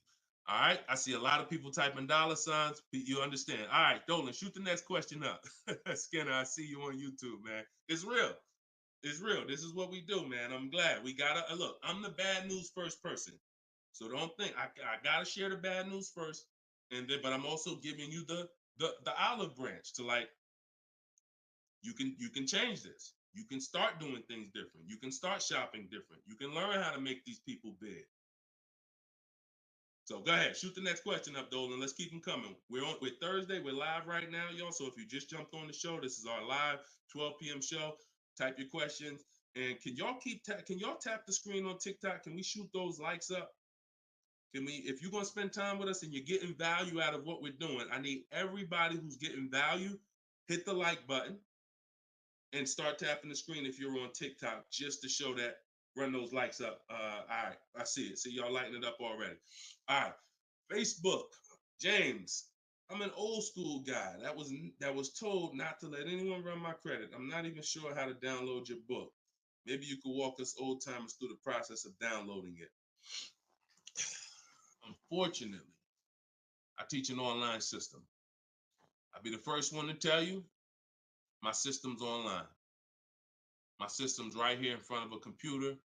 I've worked personally with probably 1,600 people personally in my coaching program since 2021. They got to know how to use a computer. I've had older people who get their children, who get their grandchildren come because and sorry y'all, my eyes are watering. I got a little something trying to jump on me, but we good. But I would be lying to you if I told you this isn't based on because we use copy and paste systems. You're sending emails, so that's one thing I can say. I wish I could, tell you otherwise. But if you want to use what I teach, I mean, now I've had people who get their grandchildren or get their children because my system to get great deals only takes 90 minutes. It only takes 90 minutes. That's why when you go to the page and you see my book, a lot of you are going to see the first thing I say on my website is this will teach you how to get below market deals in as quick as 48 hours. And the time you're putting in to get those deals is probably going to be about 90 minutes once you learn, as I walk you through my 7-step process. But you got to know how to use a computer. So I'm just being real with you. Like, I wouldn't tell you to get the book if you're not comfortable sending emails, copying and pasting, because it is an online system. So I would tell you, call one of your family members who's computer savvy. Tell them, hey, get this book, work this for me, help granddad out, help dad out. And not only are you helping yourself, but they'll now have a skill so that they can learn, so that they're now making dealers bid and they're at home. That's just me being as honest as possible with you. All right. Great question, though. Great concern. Skinner, what's up, my man? Skinner from YouTube. Deshone, what are the bank necessarily looking for different from what the dealership is? Banks want to lend. So think about where you're at right now. Skinner from YouTube just asked, so what is the banks necessarily looking for different than the dealerships? Banks, there's more banks around us that would want to lend us money to buy a car than we know about. So wherever your zip code is, the reason why I want you using the bank bidding war, which I laid out at the beginning of the show, if you just jumped on, you want to go to YouTube, you want to watch the beginning of episode 6, and I break down the bank bidding war. If you don't have my book, if you have my book, then you know the bank bidding war. Now, it's about letting the people who want to bid, because the dealers, here's the difference. It's your positioning. When a dealer knows you don't have any leverage, you haven't shopped bank offers, you're basically waiting for them to tell you what their bank said. Here's usually the conversation. What is the most interest? What is the highest rate you think they'll take? What is the highest rate that we can actually get them? And it might be 6.2, but at 6.2, we make some nice money on the loan. But that's not the best I could do. But I'm not going to give them the best I could do, because what sense does that make? I'm going to give you the most you're willing to pay. So if I go out and say, look, we got you 6.2, your payment's this. If you don't fight them, then that's what's going to happen. But when you have offers, now what you're doing is calling them and saying, look, I got 5.79 from my credit union, or 5.79 from this online bank. If you could beat it, then I'll give you the business. Not only does this make for a good relationship because you're giving them the opportunity versus saying, oh, I'm not letting you get the opportunity. This person has 7, 10 banks. You give them an opportunity, and this is how you guarantee the best rate. So it's not about they're looking for anything different.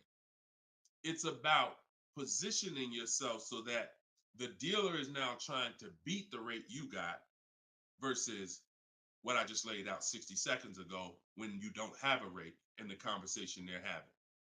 Leverage. Leverage. All right, that's the difference. One gives you major leverage to guarantee you're getting the best offer. One, you have no leverage, and so there's no guarantee. And you'll always drive wondering, man, could I have gotten a lower interest rate? That'll always be in the back of your mind. So we want to eliminate that. All right, great question, Skinner. Go ahead, Dolan. Next one. I don't see too many questions coming in on Instagram. Instagram, where y'all at with your questions today? We getting questions from TikTok. I see a lot of them. Let's go. Oh, there's one. Okay, Body by Michelle. When buying a luxury car with cash, when should I let the salesperson know? Okay. The process of what we teach doesn't change doesn't matter what you're buying. We've had people get Maseratis, get high performance BMWs. I know this works because bidding just works. So first thing you have to do, Michelle, is realize I need to get at least 5 offers, because we're so concerned with how we're going to pay for the car that we're not thinking about which dealer is going to sell us the car for the lowest amount. Now, some of you may have been taught every dealer has the same price. I got this clue when people started saying things like Nissan doesn't have good deals. Hyundai, the deal on the Hyundais right now are terrible. That's either coming from 2 things and they're both wrong that I want you to stop today. Looking at advertisements, commercials, because some people say, Deshone, I look at that. The commercial says that, I got to put down $4,000 if I want to lease that vehicle. That's an advertisement. It's not a deal. It's a custom thing they put together that they want to present to the public. It's not a deal. When you look at what I just showed you with Frina, when you look at Danielle's lease on her Audi A3. She's paying $550 a month, $44,000 Audi A3. She only put her first look. This is her words. Due to circumstances out of my control, I had to lease something quickly. So my program, I told you, as quick as 48 hours, you can get below market deals. This doesn't take days and days and weeks. I took the course last weekend, did all my emailing back and forth because she's in my video program. So I do have my book, and then I have that same book in a video program. You pick. Now, finalized the deal on Sunday, was finally able to pick it up. This is the details. $550 a month, first payment down. Included maintenance, gap insurance, all fees, taxes, registration, 12,000 miles per year. MSRP was $44,000. If we saw a commercial, or if we went on Audi's website right now, that is not what they're advertising for that car's lease. They're probably advertising $479 a month with $3,700 due at signing, plus tax and fees, which would end up, if you wanted to get to this payment, you probably need $5-6 grand up front. That, I'm telling you, stop looking at commercials. Those are not deals. We don't look at commercials to dictate what the deal's going to be. Nothing that I'm ever going to show y'all that people are learning from me is ever going to match a commercial. Second thing that people might be looking at when it comes to what they deem they can get for a car is going into one dealer. That's it. Going to one dealer. What's the price? Oh, wow, that seems high. That's higher than I thought it was going to be. And leaving saying, oh, man, Nissan don't got no good deals this month. No, that Nissan dealer doesn't have good deals. And again, you have no leverage. So the first thing I want you to think about, Michelle, is changing the way you shop so that you can forget about how you're going to pay for the vehicle. First paramount thing is to make sure that I'm getting 5 offers, because we've done the statistics. I got people all around the country shopping that report to me.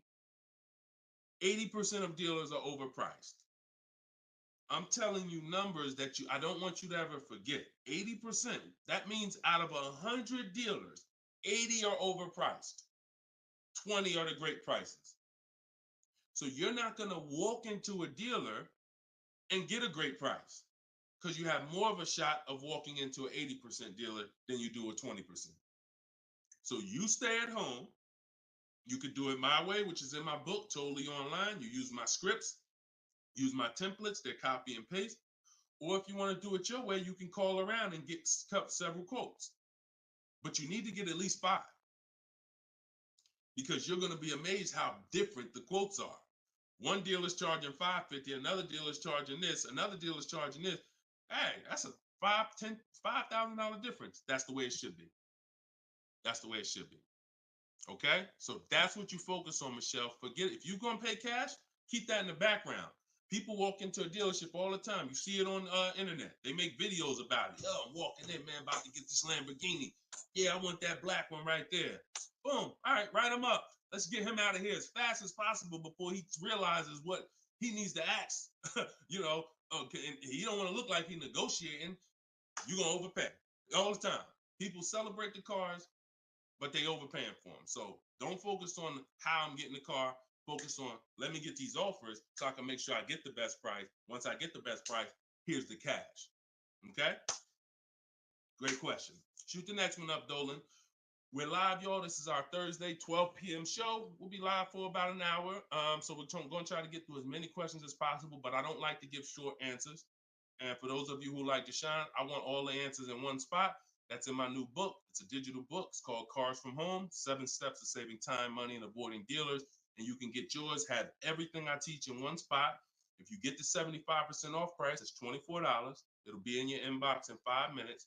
You can get it in my TikTok bio. You can get it in my Instagram bio, or on Facebook, YouTube. We got a link in the comment section for you that you can get your copy at 75% off. But it's only for 30 minutes. Once the timer expires, it does go back up to the $97 price.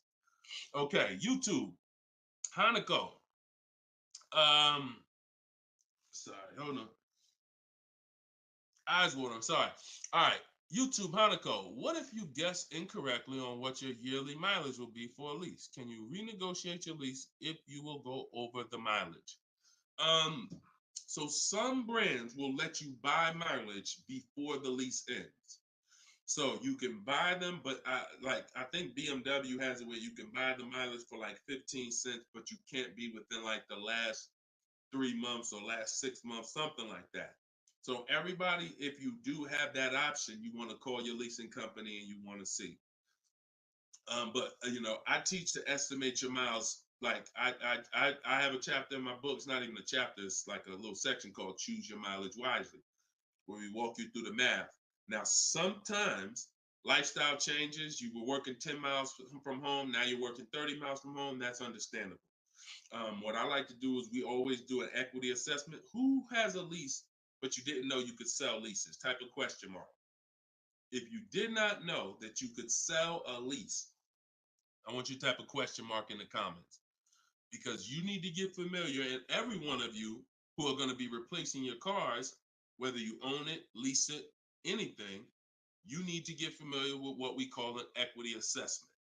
Yep, I see a lot of you. So a ton of you have leased cars and you didn't know that you could sell leases. So imagine how much that's cost you so far. Again, I'm the bad news first person. If you dropped off a car without seeing if there was any equity, then you certainly, I mean, there's no guarantee, especially, but if you dropped off a car 2020, 2021, 2022, oh, you most certainly, there's a good chance you had equity because everyone did. And it was to the tune of, 5,000, 7,000, 10,000. If you had a truck, some of these trucks, $10,000, $12,000 checks people were getting. Now those big checks are over because that was a limited inventory thing where resale values were so high. Almost everyone had equity. But you need to make sure you're not leaving 1,000, 2,000, 3,000 on the table in this market. In a normal market, we always do an equity assessment. So if you're going over your miles, you want to do an equity assessment to see if you can sell it. Because if you sell it, you're out of it, and you can just go lease a new vehicle. But so the equity assessment is you call your bank, you get your payoff. You go, once you have your payoff, you want to ask them. It's only for leases.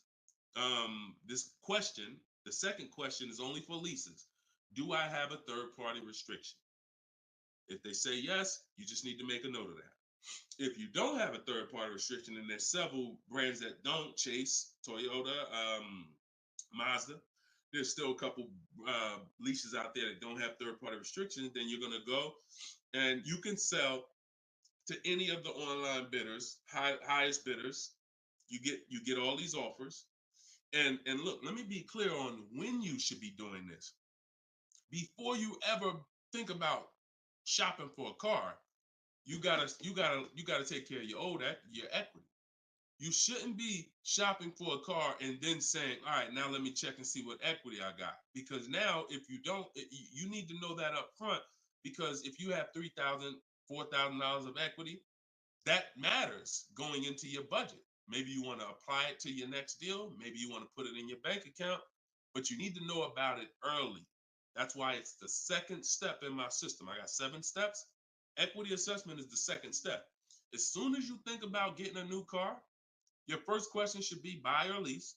Should I buy or lease? That means, am I keeping the car 8 years or not? And then the second thing is equity assessment, because that's going to tell you your positioning with your current car. So once you get your payoff, you go to the Carvana, CarMax, Driveway, and you look, you do what you want. I would not suggest you be lazy in this. This takes 20, 25 minutes, and this is your money. So you go to those websites, CarMax, Carvana, Driveway, Kelly's Blue Book Instant Cash Offer, hold on, AutoNation Sell My Car, and Car Google Sell My Car. 6 offers. 6 cash offers, and that's going to tell you your equity position. That's once you know that, because some of you are going to do that and find out you got negative equity. Now you have to plan accordingly. Some of you are going to do that and find out you got 4,000 of equity.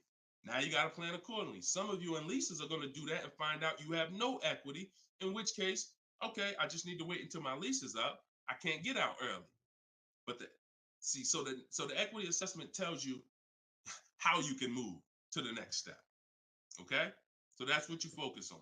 That's what you focus on at this particular step. Okay? Go ahead, shoot the next question up, Dolan. All right, we're getting a lot more. I'm gonna try to go faster, but go ahead, shoot the next one up, Dolan. This one's Instagram. That's my man that I said I ain't want to butcher your name. Might even be a woman, so I'm not even gonna try to pronounce the name, but my lease is up in 6 months. I would like to lease again. Is my current lease going to hurt me when trading it in? Equity assessment. I'm glad you asked that. Equity assessment. That's the game. That's the game. See, those are the questions that gets answered with the equity assessment. Is my lease going to hurt me or help me? Do the equity assessment, and you'll know. Now, if you have a third-party restriction, then we can't sell direct to these online buyers. We have to sell to a local car dealer of the same brand.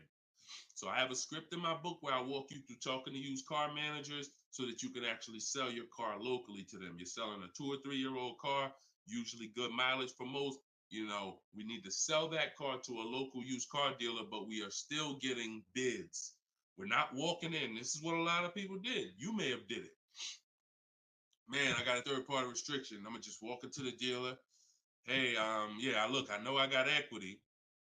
You don't realize how you're making it hard for someone to even help you because you don't know how much equity you got, and now you're coming in and you're not really saying what you know. When you're at home and you're talking to managers, you're talking to people and getting offers for that car, you can speak intelligently. And we only talk to used car managers in those cases. But that's only if you have a third party restriction, because some people, another thing they were doing is buying their cars and then turning around and reselling them. Reason I never do that is because, and nobody who's listened to me, even throughout the pandemic, I don't think we had one person do that, is because when you buy, you pay taxes, you pay fees. So yeah, if I had 5,000 in equity and then I buy the car and resell it and then I pay 4,000 in taxes and fees, by the time the title gets to me and all of that, I might break even. When we sell direct to a used car manager, a local dealership, we don't pay those fees. So although they might not pay, they're not going to pay as much as CarMax, Driveway, and any of these online bidders, we still get offers from them because we don't have to. They're not going to pay those fees. We're not. Those fees aren't going to come out of our profit. Okay. Equity assessment. Again, D. I'm gonna just call you D. Go ahead. Next question, Dolan. Exactly. Exactly. Auto advisor. Equity assessment. How'd you come up with the auto advisor? That's so funny. I'm just not used to seeing, I'm not used to seeing anything that says the auto advisor unless it's there's a lot of Deshone the Auto Advisor accounts going around inboxing people to buy crypto. I don't do anything but car education. So if it ain't about Cars from Home, my book, if it ain't about Cars from Home, my video library, it ain't about my coaching program, then it is not me.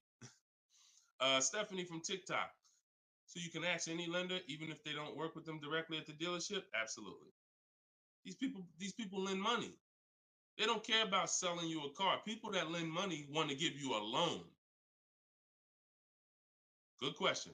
Absolutely. Go ahead. Shoot the next one up, Dola. All right. Everybody getting value out of the show so far? Type dollar signs. Let me see the dollar signs. If you're enjoying and you're getting value out of this show, by the way, for those of you who just came, this is live. This is our Thursday live show. We rebroadcast these shows throughout the day, so that everyone can rewatch them. So you might see a rebroadcast, but Monday, Tuesday, Thursday, and Friday, 12 p.m. and 3 p.m. is when we're actually live. So when your coworkers, your family is talking about car shop, you want them here 12 p.m., 3 p.m. We're actually live Monday, Tuesday, Thursday, and Friday, Eastern time. All right. This one's from Instagram. How do you get a great lease deal? Bids. It's the only way.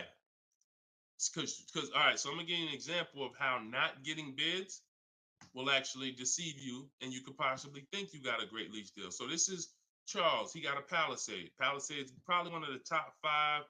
Definitely throughout the pandemic, it was probably top 5 most popular, SUVs. People were overpaying, and I don't want to, I don't, you might have one, and unfortunately, a lot of people overpaid for these, and they're still overpaying for them. So he reached out to 3,500 dealers. Now he used my system. So this probably took him about 25 minutes. I have something in my book. My strategy is called the 25 to 5. What that is we're connecting with 25 dealers online. And our goal is to get 5 offers. Because if you want to show earlier, I told you 80% of dealers are overpriced. So we're going to get 5 offers, and they're going to be about $150 to $200 apart minimum. Your best offer when you get bids is going to be about $150 per month to $200 a month cheaper. Now, if you're purchasing, hold on.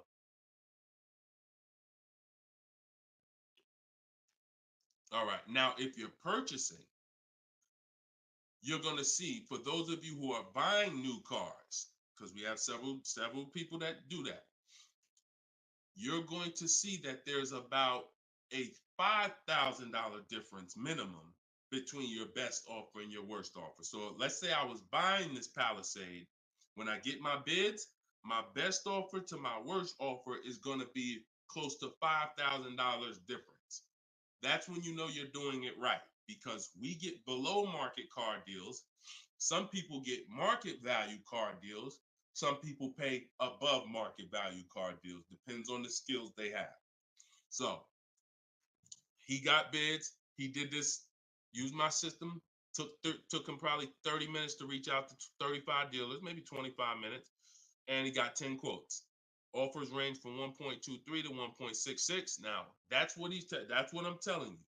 The 1.26 lease that he ended up getting a 1.23 because we always send a counter offer. I have a calculator in my book where you put it in. We must send a calculator. We must send a calculator. We must send a counter offer. So he ended up closing the deal at 1.23, all online. Never spoke to the dealer until he was ready to lock up the deal. But see the difference, 1.23 to 1.66. That means he's looking at offers. His best offer was $597 on a $48,000 Hyundai Palisade. His worst offer at 1.66, that same 1.66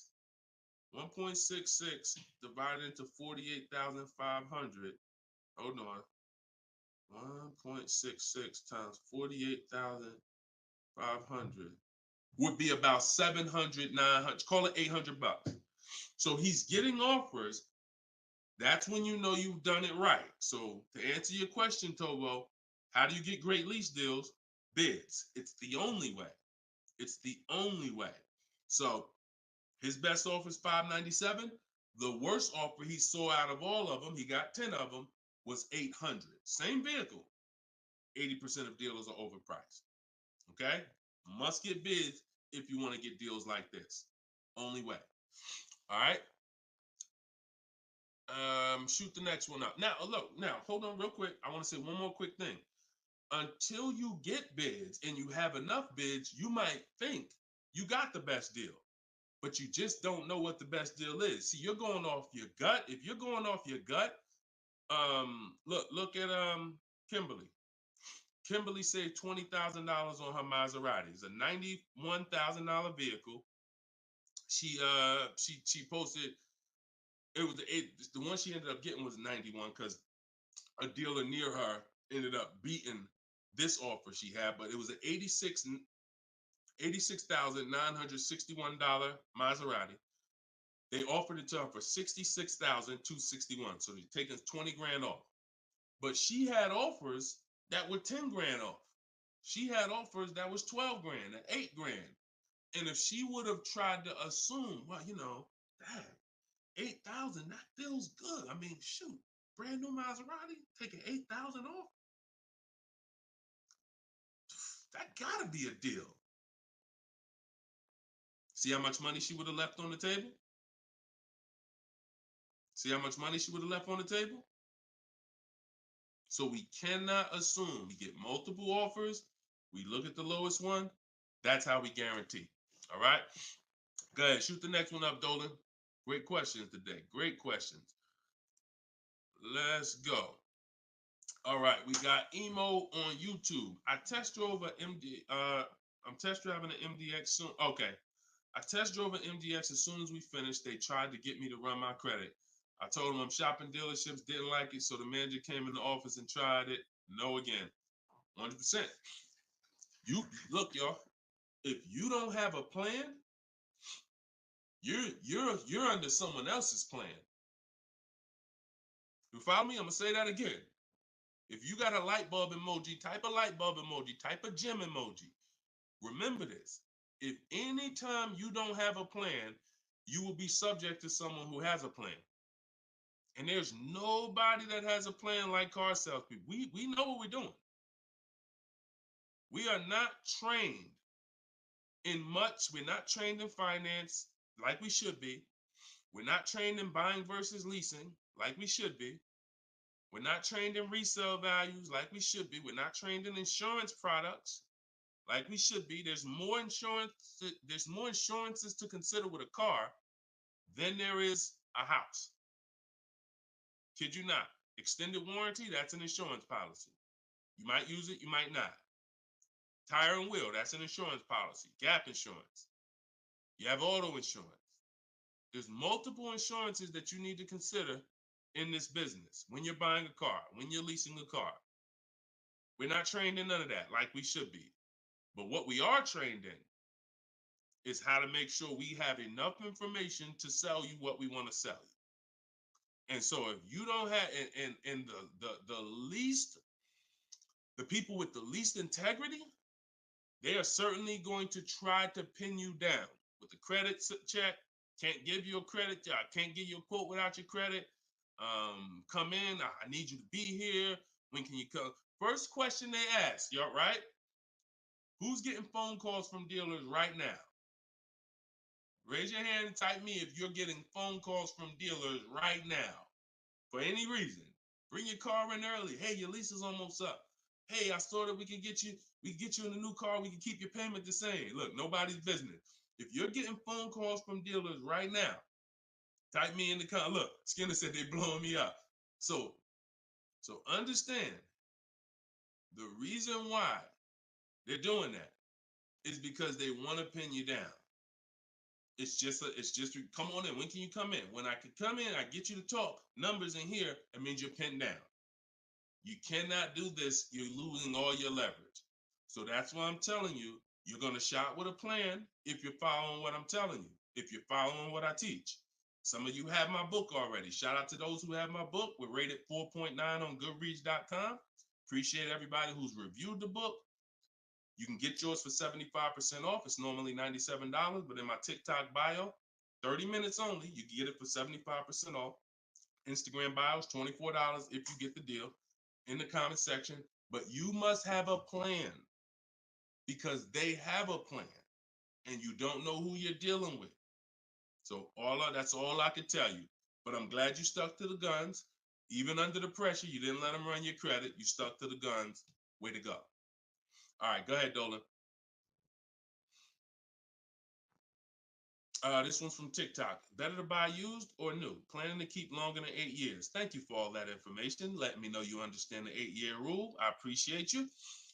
That's a matter of, okay, so if I'm buying to keep more than 8 years, right?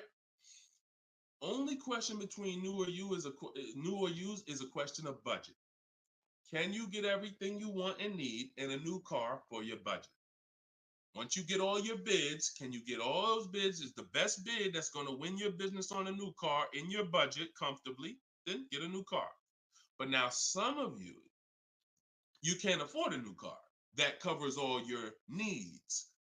Needs are the most important thing you need to think about. You need to know the difference between wants and needs. Needs is, I got 3 children, I need a third row. Need is, I drive on the highway a lot, I need a car that has good acceleration. That's needs. Needs are things where if you don't get them, you're not going to like the car, you're going to trade it in because it's not doing the basic things you need it to do. That's needs. Wants is, I like to have the sunroof. I don't need it though. But if I can get it in my budget, I'll take it. I like to have this. I like to have that. These are wants. You got to know the difference. Unless your budget can buy everything. But if you can't get everything you want and need in a new car for your budget, then we go used. But if you get everything you want, there's plenty of people who are like, you know what, Deshone, I am a long-term person. I'm keeping more than 8 years. I could afford both. I only get a car every, only once a decade. I want to get a new one. That's fine. And some of you are like, you know what? I really want to go with even more value. So I'm gonna look to get a pre-owned one, not 30% off the price, 20% off the price, 40% off the price. That's fine too. There's no right or wrong there. Just go through it and pick the one that works for you. Great question. Okay. And now I have while you putting the next question up, Dolan, my process for shopping for new cars and leases is totally different than the process we teach on shopping for used cars. It's entirely different. One is called the 25 to 5, where we're reaching out to 25 dealers online, connecting with them, looking to get 5 offers. The other one is the multiple marketplace strategy, where we're on all the online marketplaces where used cars are, and we're narrowing down. We're looking at the used car market, the low prices. We're turning on alerts on our phone so we get notified whenever there's a new car that pops up. Totally different process. Both are online, But with a used car, we cannot do 100% of our transaction online. Sometimes with new cars, we've had people who never left their house. They just went to test drive the car and everything was done online and the dealer delivered the car to them. That's fine because it's a new car. No one drove it. With a used car, we must test drive. So we can only do about 90% of our process with used cars online. 10% has to be in the dealer. Okay. Miss Dollface on Instagram. When is the best time of the month to purchase a car? There is no best time. And I'm going to tell you why. I know you probably, what's the time that you've been taught? I want to hear from you. Like, go to your keyboard right now. What is the time that you've been taught is best during the month to buy a car? And we got a bunch of people on here, a bunch of different people. Tell me the time that you've been taught is the best time to buy. And then I'm going to tell you why that's not the best time. Right? And I know what everybody's going to say. We all going to say the same thing because we were all taught. Well, now I can't say we, because I was in the business. Exactly, HBD, end of the month. Cherie said November. Tothi on Instagram, end of the month.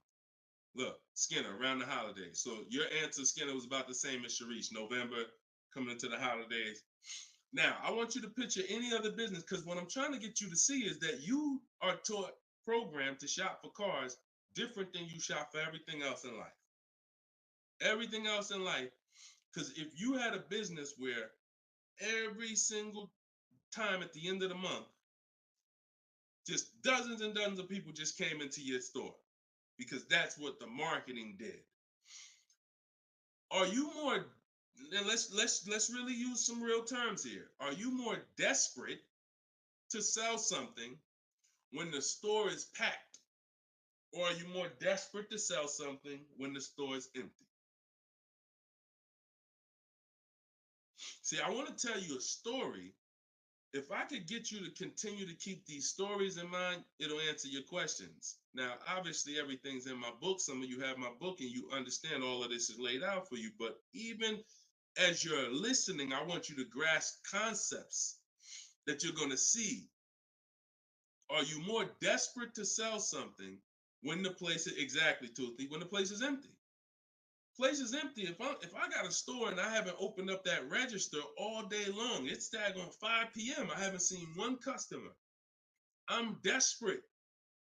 But if the store is packed, man, I ain't thinking, what are we giving deals for? You know what I'm saying? What are we giving deals for? The place is packed. We're not desperate. So the marketing is great. The marketing makes you think, oh, end of the month, we're getting the best deals here. There's clowns up here. They got daggone balloons. They got the guy outside with the arms blowing. They got signs everywhere. This is what the place is a carnival. Why do we need to give away these cars? No. You don't want to be sitting next to somebody and Jim drives off with a car and Jim, like, all right, man, have a good one, man. Yeah, you here too, man. We was here the same time. Great. Yeah, man, I'm going. And you sitting there and you going to say no to a deal. Salesman looking at you like, hey, look, do you want it or not? Because, we're real busy. It's people waiting in line. Do you let me know? So it's the pressure. It's the like. So I say that to say what you've been taught, the holidays, the end of the year, sounds good. But you're much more likely to get a deal when there's no one in the showroom. The 10th of the month, the 2nd of the month, place is dead. And I like to make sure you're positioned. So what I teach is something you need to have 2 dates in mind. 2 dates. Every time you're shopping for a car, I teach you need to know these 2 dates. The as soon as date and the no later than date. The as soon as date is the soonest you can buy a car. Soonest you can buy a car, as soon as date. You're not in the market until your as soon as date is today. Step 5 in my process, my 7-step process is in the market, getting offers. I can buy something today. That's my as soon as date. My no later than date is my deadline. Now you have to know these 2 because the time in between is your leverage. So let's just say my as soon as date is today. I can start looking at offers. But my no later than date, I got 2 months. 2 months. I need to have a car by this time, 2 months from now. That's my deadline. I got all that time in between to say no. I got all that time in between that. When I'm contacting dealers, when I'm looking at inventory, I can look at trends. I can see are the prices dropping. I can have alerts on my phone, getting access to the new inventory. This is our process. So some of you are like, Deshone, I need a car in a week. Well, you still have a as soon as date and a no later than date. 3 days, soon as date, no later than, doesn't matter. So you have to know these 2 dates because in between is your leverage, which is why I don't want you emergency shopping unless it's an emergency. Okay? I don't want you emergency shopping. Don't get into the habit, don't stay in the habit of emergency shopping. Oh, I'm gonna put it off to the last minute, and then, oh, I gotta go into the dealership. Oh, I need a car this week. All of that is working against you. Now, if you can still get, in fact, when you go to my website for my book, you'll see it says below market deals in as quick as 48 hours. But the more time you have, the more time you have to say no. Programs change every month. You see deals change, lease programs change, rebates change.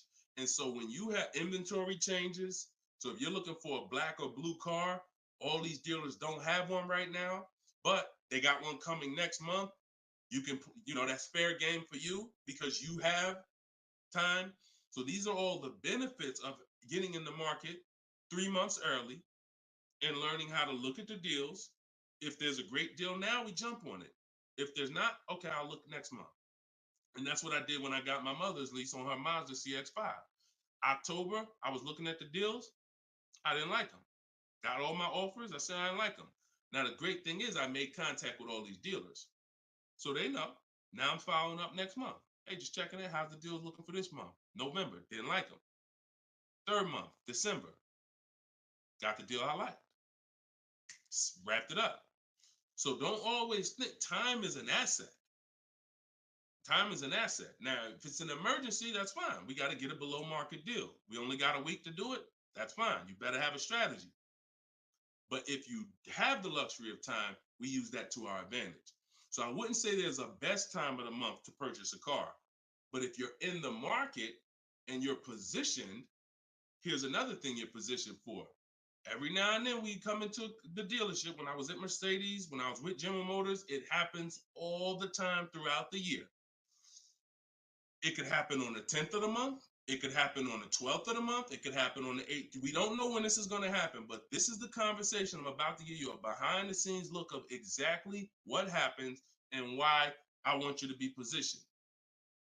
We come in, they look at the numbers on the board. Sales manager looks and says, man, we got 20 cars sold for the month. We are way behind our objective. All right, listen, call everybody anybody you got, anybody that's real, anybody that's a real buyer, call them. We're not turning down any serious offer today. You want to be the person that's positioned.